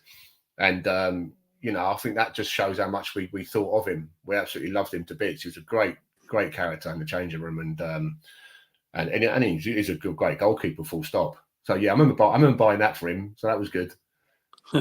But other than that, no, not really. Of course, I've got some memories, but I can't share them. I can't share them on the podcast. That is for sure. Always a secret. I want to hear an opinion about an ex-Palace player who's now the England manager, Mr. Gareth Southgate. Yeah. Question we had was, did you think Southgate would become a manager? I mean, what's your thoughts? No, is the honest answer to that. I didn't see he would be a manager. I mean, Gareth was a great lad. I stay in touch with Gareth now, and a really, really good lad. You could see he was going to work in the FA. I can see that, because sort of growing up, he was a great guy. I mean, we turn up in jeans and things like that, and Gareth would turn up really smartly dressed, etc., etc. And he was a captain at a young age at Crystal Palace, because he was, Alan Smith's. Was his prodigy really for the youth team, and he done really well. But I could see him certainly. We sort of lost contact a wee bit when he went to Aston Villa, and I came to Coventry in that. But we had grown up together as apprentices, although I think he's 1 year below me. But no, I didn't. His career I thought was fantastic. I mean, Aston Villa to Middlesbrough, I think 57 England caps. I actually thought it's one of them ones where Gareth, I thought he played better for England than he did for his club side. It's almost like international football kind of suited him, if I'm going to be honest. He had time and the ball, and I know he fell into the back three by accident with Aston Villa in a pre-season game. But yeah, sorry, let's take that. Not take. How do you stop that? There we go. I'm used to it.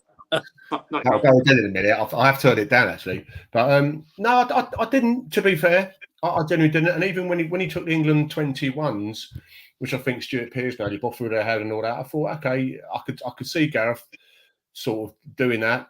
But when Sam Allardyce left and Gareth sort of went in for one game and that, I didn't see the longevity of where we would be now, but. I think he's done. I think he's done a great job. I think what he's done well at England is he stopped that. When I met up with England in '95 for the Umbro Cup, I didn't get on. I didn't there, but I was in the squad. And I remember turning up to Vernon Beaches, and one table there's all Liverpool players, another table there's Tottenham players, another table was Manchester United players. And myself, David Unsworth, he's from Everton and I was from Palace, and was like, where do we sit? There was a real intimidation kind of thing going on. And I look at England now, they look like a real togetherness, if I'm going to be honest. And I see Bakary Sakho, they're all comfortable within their own surroundings. And I think he's changed that. And I think he's got young players now. He's got, I look at that team now for the next 5 or 6 years. You'd like to think they could do something. I mean, I know they haven't won anything yet, but you've got no divine to win everything. You're playing against the likes of Argentina and France. I mean, the French side is just phenomenal.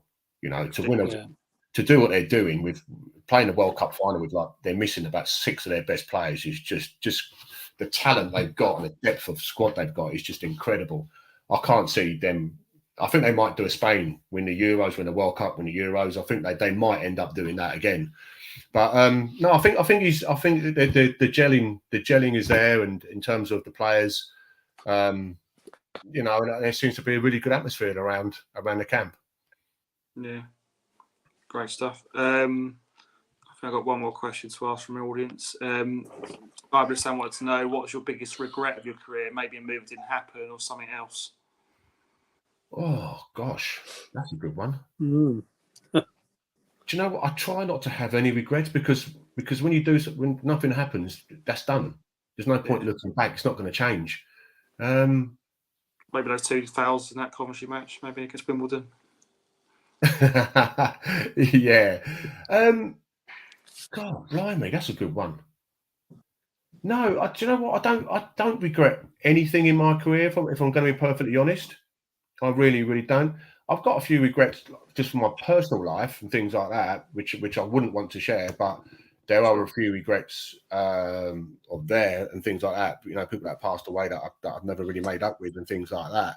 One person, but football wise, gosh, I can't. I just think I got everything out of my ability that I think I had. I understood what I was. I wasn't an Alan Hansen or a Rio Ferdinand, you know, but I like to think I was a decent defender who gave everything he did and made a career out of it. And I say that to the young lads now that I'm coaching now. It's about attitude and application more often than not. And I think now it's easy to watch Pep Guardiola's teams and everyone want to be Pep and everyone wants to do this, everyone wants to do that. And youngsters now want everything now. They don't want to earn it. You know, and I've got 3 daughters, and I say the same thing to them. You know, youngsters want everything right now, and it's a process of how you're going to get there. You know, I think youngsters now, we you know, they play the under-18s and they think they should be a first-team player straight away. Yeah, that's hard work. It doesn't happen like that. So no, I don't have any regrets. Of course, relegation's always hurts and that, but you know, yeah. I always think sometimes when you're in, you got 38 games. You're never unlucky to be relegated. You're not. And if a team in the league like Leicester did, it's not lucky. You've got 38 games to do it, and you've done it. You know, and I think if you finish in the bottom 3, and the last game of the season someone scores an own goal, and you go down, and someone says, "Oh, that's unlucky." No, it's not. You're not, because you got 37 games. You've got another 37 games, and you've messed up. So, you know, little things like that you can't change. You just can't change it. I look back in my career with great memories, absolute fondness. I've made friends with people that are there for life, you know. And so no, I've got no regrets. I think I can count on one hand the amount of people that I sort of think I wouldn't give you the time of day, you know, and that's in the football fraternity. But yeah. I can count of hundreds and hundreds and hundreds and hundreds of people that I've made friends with, and you know, I can go into my phone and think, right, scroll down, who can I call today, and things like that. So none at all, absolutely none at all. You know, and people say you was at Coventry for 10 years, you was at Palace for like 9 years. Do you regret not moving about? No, you know, no, not at all, because I enjoyed my time. 97 to 99 was the best time of my career. Not even a doubt of it. And so no, not at all. Great times. Yeah. And you won Player of the Year as well, I think, in 97. Yeah, exactly. I've won Player of the Year at every club I've been at. I won it at Millwall at 38, and I won it at Palace when I was a youngster. You know, to go to Millwall, to change their persona of me, because I've been there at Coventry and been racially abused. And I've been there at Palace and been racially abused. I've been to Millwall and just been abused. Full stop. So when I actually signed there, I was very sceptical, I have to say, and just got to show you how you can turn people around just with your application and desire, and you know, buying into an organisation that you know how it works. Okay, I know how it works, and I thought I'll only be there for a couple of months. There's no chance I'm going to be staying. I won't stay there. But I ended up being 6 years, 2 years as a player and 4 as a coach, and to win Player of the Year at 38. I played 47 games. And again, like I said, I have murders with sports science now saying you can't play 2 games, you can't do that, you can't do it. You can do it. Your mindset tells you can do it. And yeah, no, I really enjoyed my time there. But yeah, like I said, I've got no regrets in football at all, none at all. I wish coaching, no, not really, no regrets. Did I want to ever really be a manager? No, because if I really wanted to be a manager, I would have really gone for it. But I wasn't. I look at some people. I look at some coaches now. They're just driven. I've got to change this tactic. I've got to do that. I've got to reinvent the wheel. I've got to do that. And you can see they want to be managers. I've never been like that. I've been quite cool, calm, and for me, it's just doing the basics right. If you do the basics well, everything else will just fit into it. If you can't do the basics, there's just no point. If you can't pass the ball straight, I just see a lot of that going on, which I think I'd like to be able to change. I'd love to be able to change people's persona of developing players, because I think Holland, Belgium, Germany, France do it better, in my opinion, and Spain certainly do it better. Certainly do it better. I went to Spain in the summer. I sat having dinner by myself. I was in Menorca, and these kids are playing football in a square, and this young kid, must have been about 11 or 12, just threw the ball up in the air, brought it down with his chest, and trapped it again. Done it for about 15 minutes. Then he threw the ball in the air and brought it down his thigh. Another 15 minutes. Then he threw the ball in the air and brought it down with both feet. He spent about 45 minutes to an hour just throwing the ball in the air, controlling it. And you wonder why Spain are technically gifted. Yeah. In England, you'd be on TikTok and Snapchat on the phone. You wouldn't be doing that for an hour. So, yeah, I'd love to change that persona, that is for sure. Yeah, no, I think it's spot on. I love what you said about the fact that, it's a life lesson, isn't it? If you want to get to the top in any profession, whether it's football or anywhere in life, you've got to work hard, dedicate to it, and nothing's a given in life. You've got to earn the right to be the best, to get to where you want to be. And I think that's a great comment. I think there, because absolutely. That's my sort of motto in life as well. You've got to work hard if you want to be successful in life. And I guess the harder you work, the luckier you get, I guess, is the old saying, isn't it? Well, that is the saying, isn't it? Sometimes I look at it and I sort of don't agree with it. Sometimes I look at it and I think,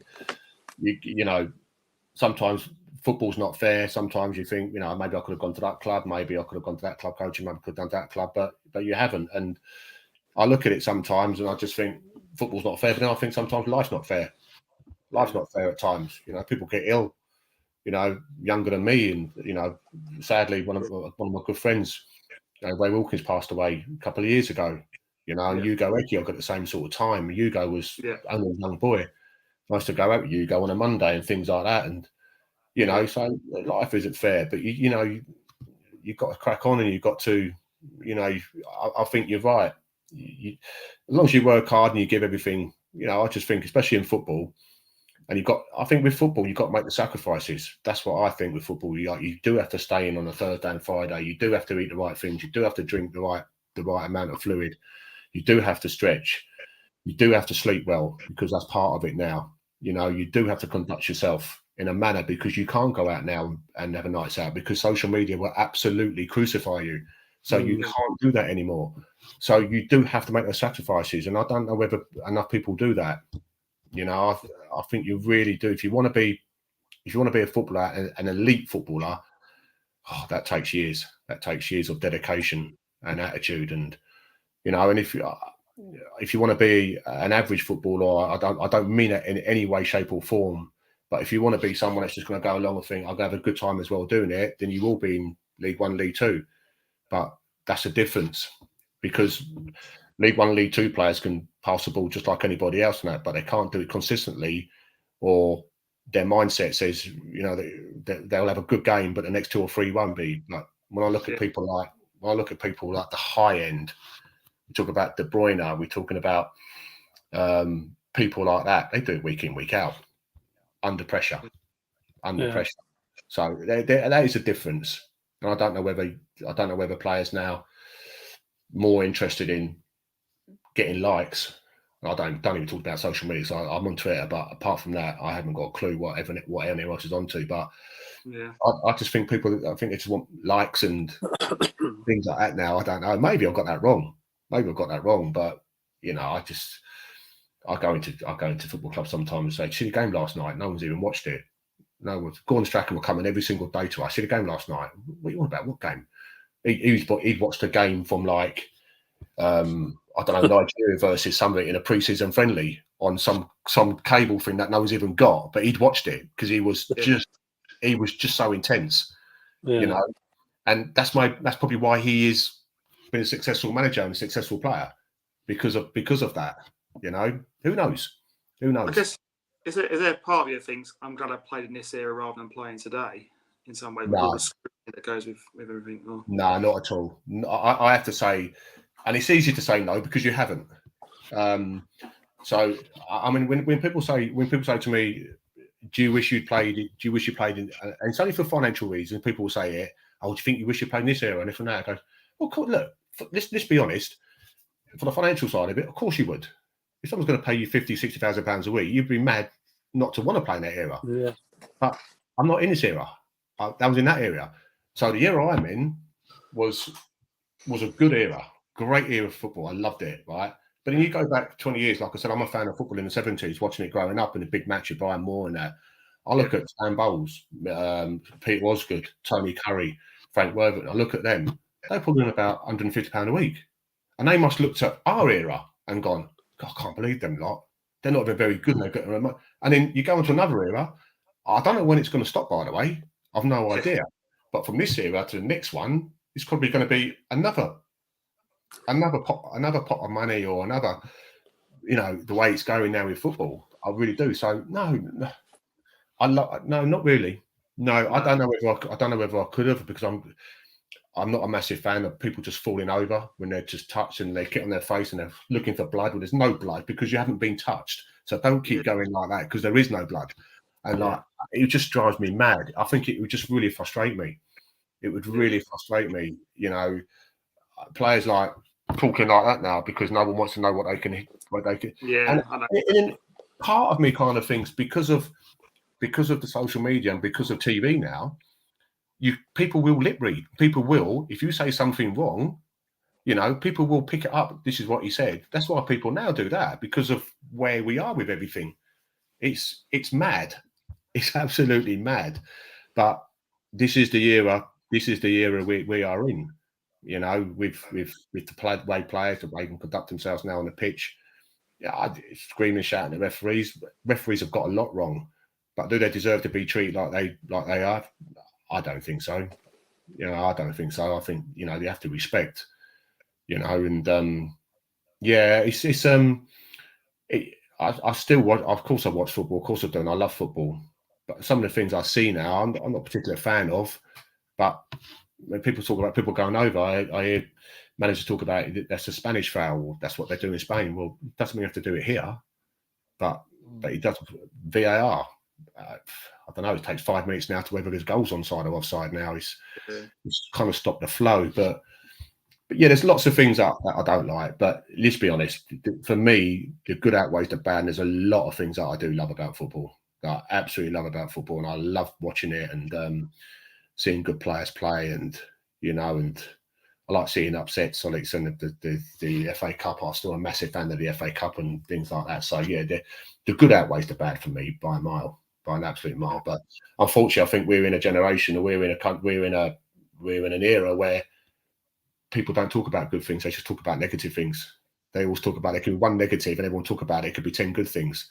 No one talks about the good things about the players. What's good about the players. So yeah, that's the way we are with social media and that. But listen, that's still a good thing as well. Let's be honest, because you've got access to everything. So yeah. Anyway, that's my thing. We love listening to you. I think it's really fascinating. It's absolutely brilliant to hear your views on a lot of range of issues. I think on the feigning injuries one, I think the one obviously recently of Harry Kane, the way he went down in that Everton game, and I think that was the one that obviously there's a lot of he got a lot of criticism from the media, and obviously bearing in mind he's England captain and he's meant to be the role model and everything. And I think that kind of was like a sign of how far it's gone now. Because I think Ali McCaw's made a really good point on that, Mark, when he kind of said if Harry had stayed up on his feet, that would have showed everyone that you don't have to do what you don't have to fall to the floor. You know, I think Ali McCaw's made a really good point there. It would have showed everyone in the world of football you haven't got to throw yourself to the floor. Just stand up and, you know, and let's carry on with it. But I do think with things like that, I think there has to be. I don't know about the way around it to stop it. But I think if you have retrospective on a Monday, you go back and you see it, and people have just run themselves to the floor. I'd be inclined to go, do you know what? That's a 1 game ban or 2 game ban. I think it will stop. I think it would stop people doing it. It might take a while, but I think eventually it will start kicking in. But again, like I said, it's then something else will happen and something else will happen. I mean, offsides. I mean, offside with your big toes in front of someone. Fans go to see goals, and I think they are brought in for not for that. I think it's brought in for the obvious or something like that. But I think we now every single thing, is scrutinised. And it's on Sky TV. Someone at work today, we were talking about the offside with VAR, and it's like you've just touched on there with the big toe. It's like VAR really should be used for dangerous tackles, penalty decisions, things like that. It shouldn't, like the offside should be left to the natural eye of the linesman, and it just lets the game flow, doesn't it? I mean, when you watch it now, the linesman won't put his flag up until the players run about 30 yards to touch the ball, and then he goes, "Oh, I'll put the flag up." But, it's like we say, if Darren Huckabee was playing nowadays, how many goals would he have scored compared with all the ones who got caught offside? Because I swear, the linesman couldn't keep up with him. How many times have you been offside? He'd been offside about a dozen times each half, wouldn't he? He was, yeah. But when you look at it now and you think offside by your toe, you think, come on.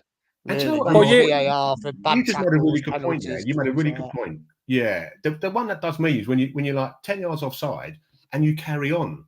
Now, if you carry on, someone's going to get injured. Yeah. Someone's going to get injured. Someone's going to get fouled and get injured. For someone to just think, what's the point of having linesmen? And in some of the goals I've seen, Manchester United goal when Fernandes was clearly obstructing someone and Rashford scored or whatever. You sit there and what worries me more about that is there's the referees or number of referees in Stockley Park look at the TV and still get it wrong. And that I think they're thinking, what are you seeing? Yeah. There was one at the weekend, wasn't there? There was Brighton at the weekend, didn't they? Shouldn't they have had a penalty against Spurs? And that ref now who was in the VAR is reffing our game Saturday. They're taking off. Really? That's right, he is, yes. He's at QPR and Saturday. And then they come out and they apologise. And you know when I say, okay, after 38 games, if you won the league or you deserve where you are. Brighton must go, the referees come out and apologise. What good is that? What is that going to get Brighton? And they've had a terrific season. There's no doubt about that. But you kind of like, if you was a manager or a fan or a player there, you kind of think, the referees apologised. Oh, whoopee do. Brilliant, thank you. But, what are you going to get out of it for a game they could quite easily have won? Yeah. Well, Ben Wilson said to us last week, he's early on in the season, but also last week when we interviewed Ben at the Sky Blue Tavern, he goes, he said that, was it the first season back in the Championship, he conceded a penalty against Norwich. And a few weeks later, he swore blind it weren't a penalty. And a few weeks later, we had the same ref. And the referee went in the change rooms to see him and said, "I'm really sorry, I got it wrong." He apologised, yeah, that's right. Apologise. It was a good job behind me. Got an equaliser and we drew 1-1. But he said it weren't a penalty. It's a few weeks later, I got it wrong. Yeah, but it's a tough job refereeing. I mean, I do it at times with the kids, and I give them really crap decisions, trying to see whether they can deal with adversity or not. But I do look at referees sometimes, and the good ones you never sort of see in a game. But I think a lot of times, again, what we said earlier, a lot of times I've seen some really good referees, some really good refereeing. I think sometimes they got to go to the letter of the law, because if they don't, they'll probably be banned from the next game or something like that. So that is quite difficult for them as well. But all in all, again, we always look at the negatives though. The games are played Saturday and a Monday morning, Sky's got Ref Watch or something like that, wherever it is, and before you know it, everyone's piling in on on him, and before mistakes and that. So I don't know, but also I think the players have got to play their part as well. Like I said, you fall into the ground. You're taking your time with throw-ins, and the amount of time the ball isn't playing now is just diminished because everyone's time wasting on 20 minutes. I think the players have got to help the game. If the game's going to be, I'm not saying like it was. I'm not saying anything else other than that. But give the fans who pay good money to watch a game.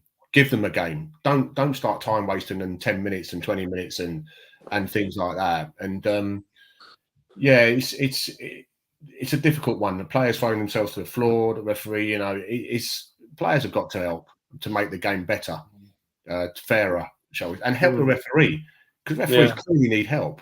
Linesmen need help, and at the moment every single decision is questioned with a torrent of that in the refs and the linesman's face and the ref's face. And people talk about rugby.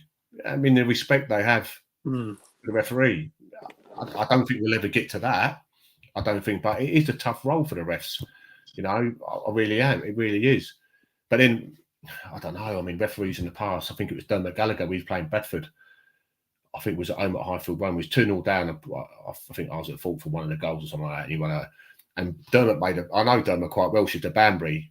And Dermot made a bad decision one time. And I remember giving a child of abuse, like telling him how bad he was and all that, right? And he just turned around to me and went, "I'm bad. You're 2-0 down to Bradford."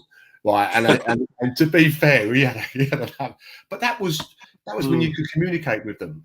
Yeah. When you can have that little bit of banter and everything. Do you think it's got worse then, refereeing in from your days? Do you think it's deteriorated, or do you think it's just because it should be better in theory? Because VAR coming in, it should help referees, shouldn't it? And the thing is with that, Ken. With that, Ken, I just kind of think. I just think football now is 24/7. There's a game every night. I just think they're more scrutinised. There's cameras, 122 cameras in a stadium. Every single thing they do now is going to be picked up on, and it will be put on TV, and it'll be on the loop, on the hour, every hour. Yeah, it is harder. It is. Is it worse than what it was back there? I don't know. I've seen some bad refereeing back then. I've seen some good refereing back then, but now it's highlighted. Yeah, now really, really highlighted now. So, and that's the same with players. When people say about who was the best player you ever played with, or the best player you've ever seen? I mean, the best player I've ever seen is Diego Maradona, and I look at it and I think, but you can't. And people just go, go on Twitter. People go, he's nowhere near it. It was Cristiano Ronaldo, and everyone's got opinion, which is great. But that's right. Yeah, you can't.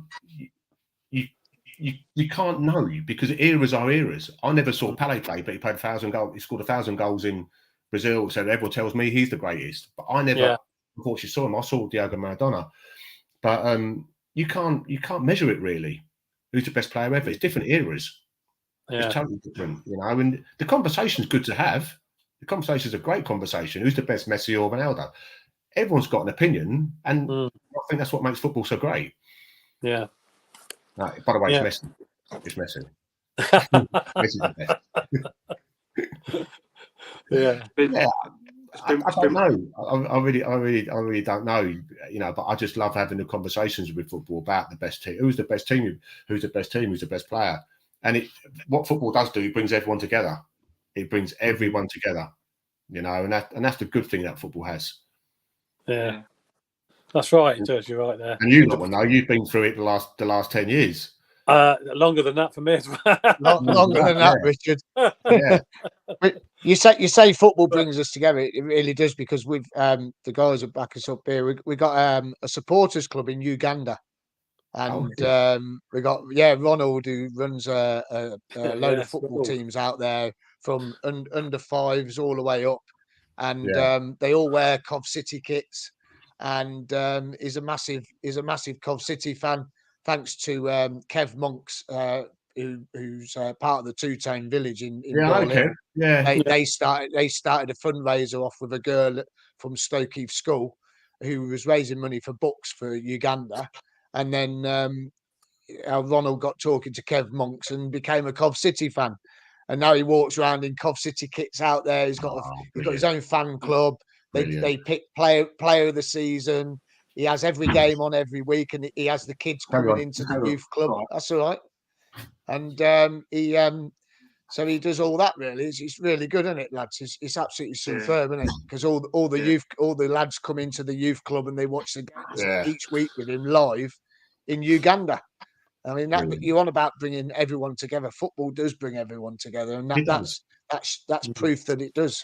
Yeah, it really. That's a great story. That I mean, I remember going to Barbados in my honeymoon with my wife back in '95 or something like that. It was, and I had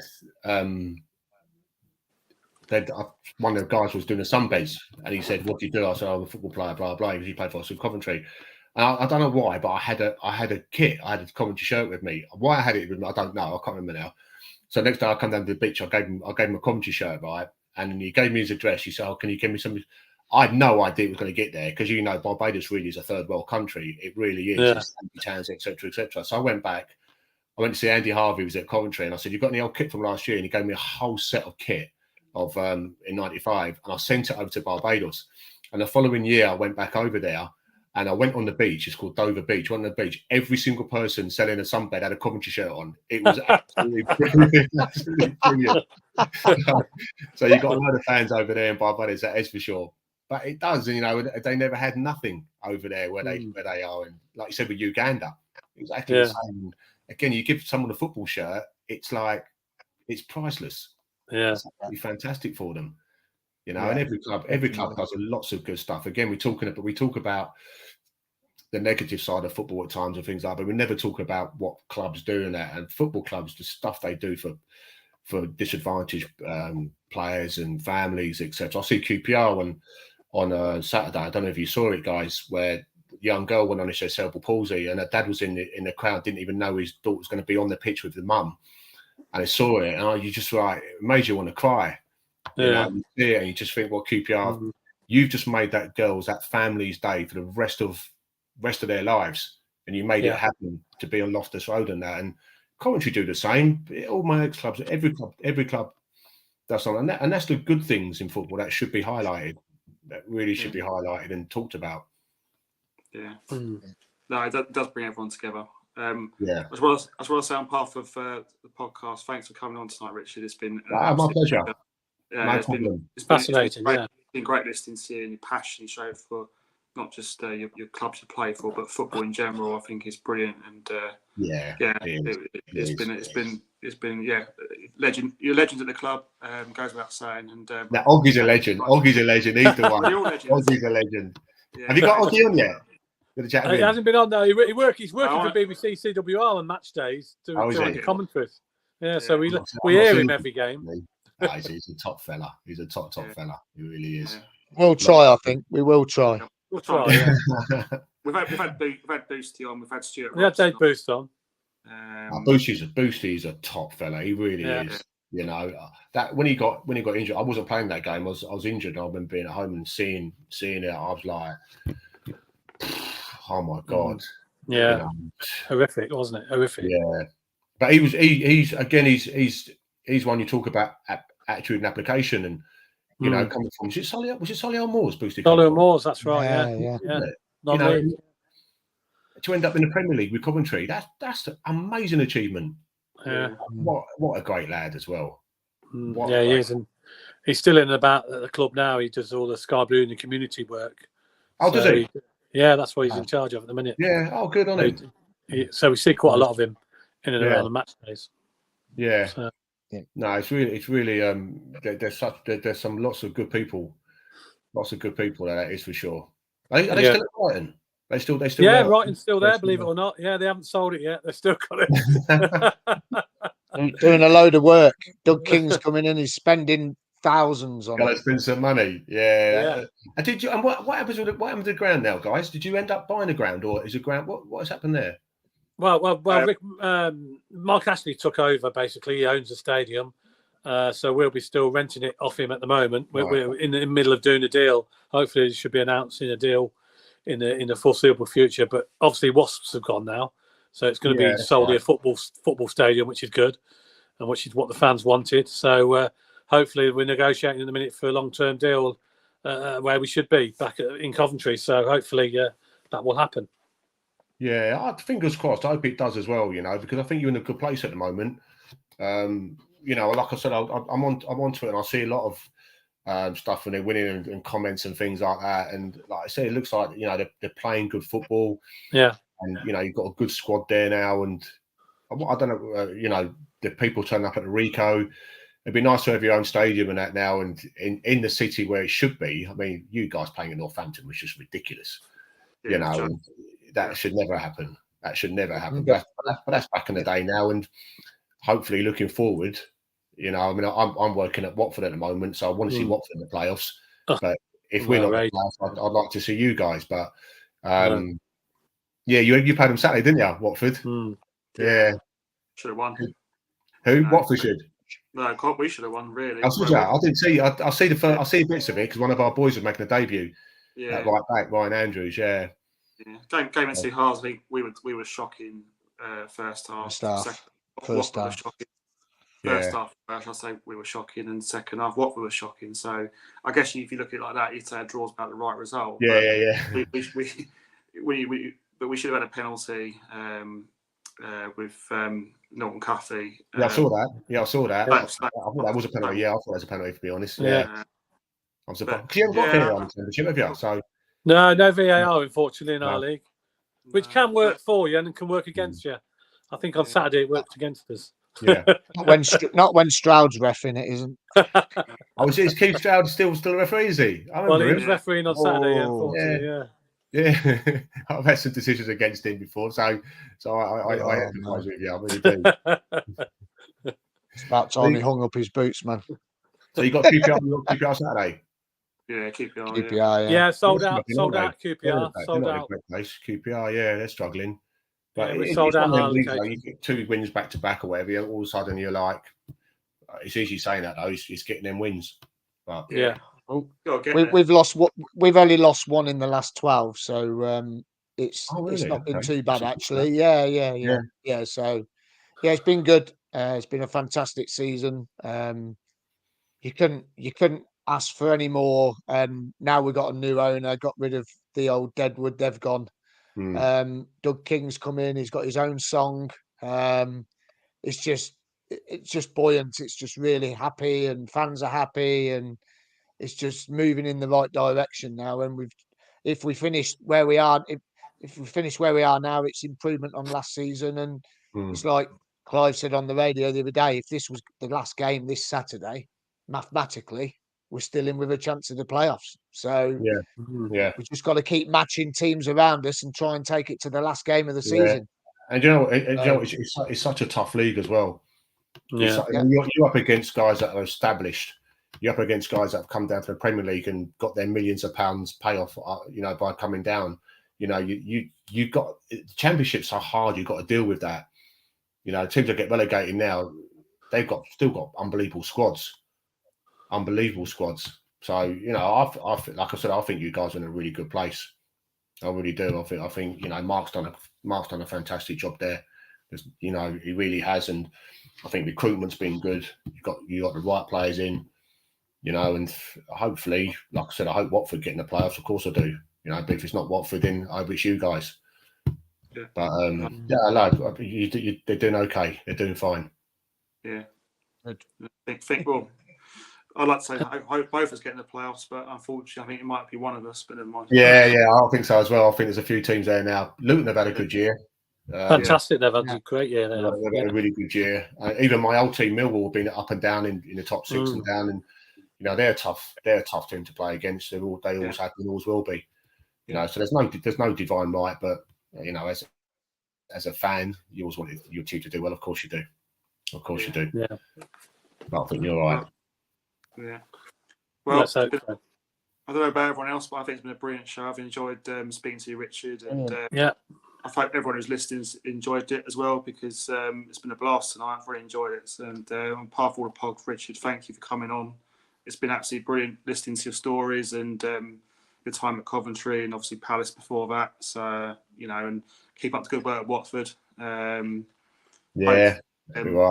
hopefully be back at Coventry one day, maybe on Legends Day at some point in the future. Yeah, I know. I keep getting an invite to that, to be honest, but we sort of work on Saturdays as well, so we train and coach Saturdays as well. So but maybe in the future. But yeah, no, I mean, thanks for having me on, guys, and thank you, Mark. I know, obviously, direct me on Twitter and things like that, and I don't mind. I really enjoy doing things like this. Plus, I've got 3 daughters at home as well, so I've got to get out of the room. So I always gives me an opportunity to do that.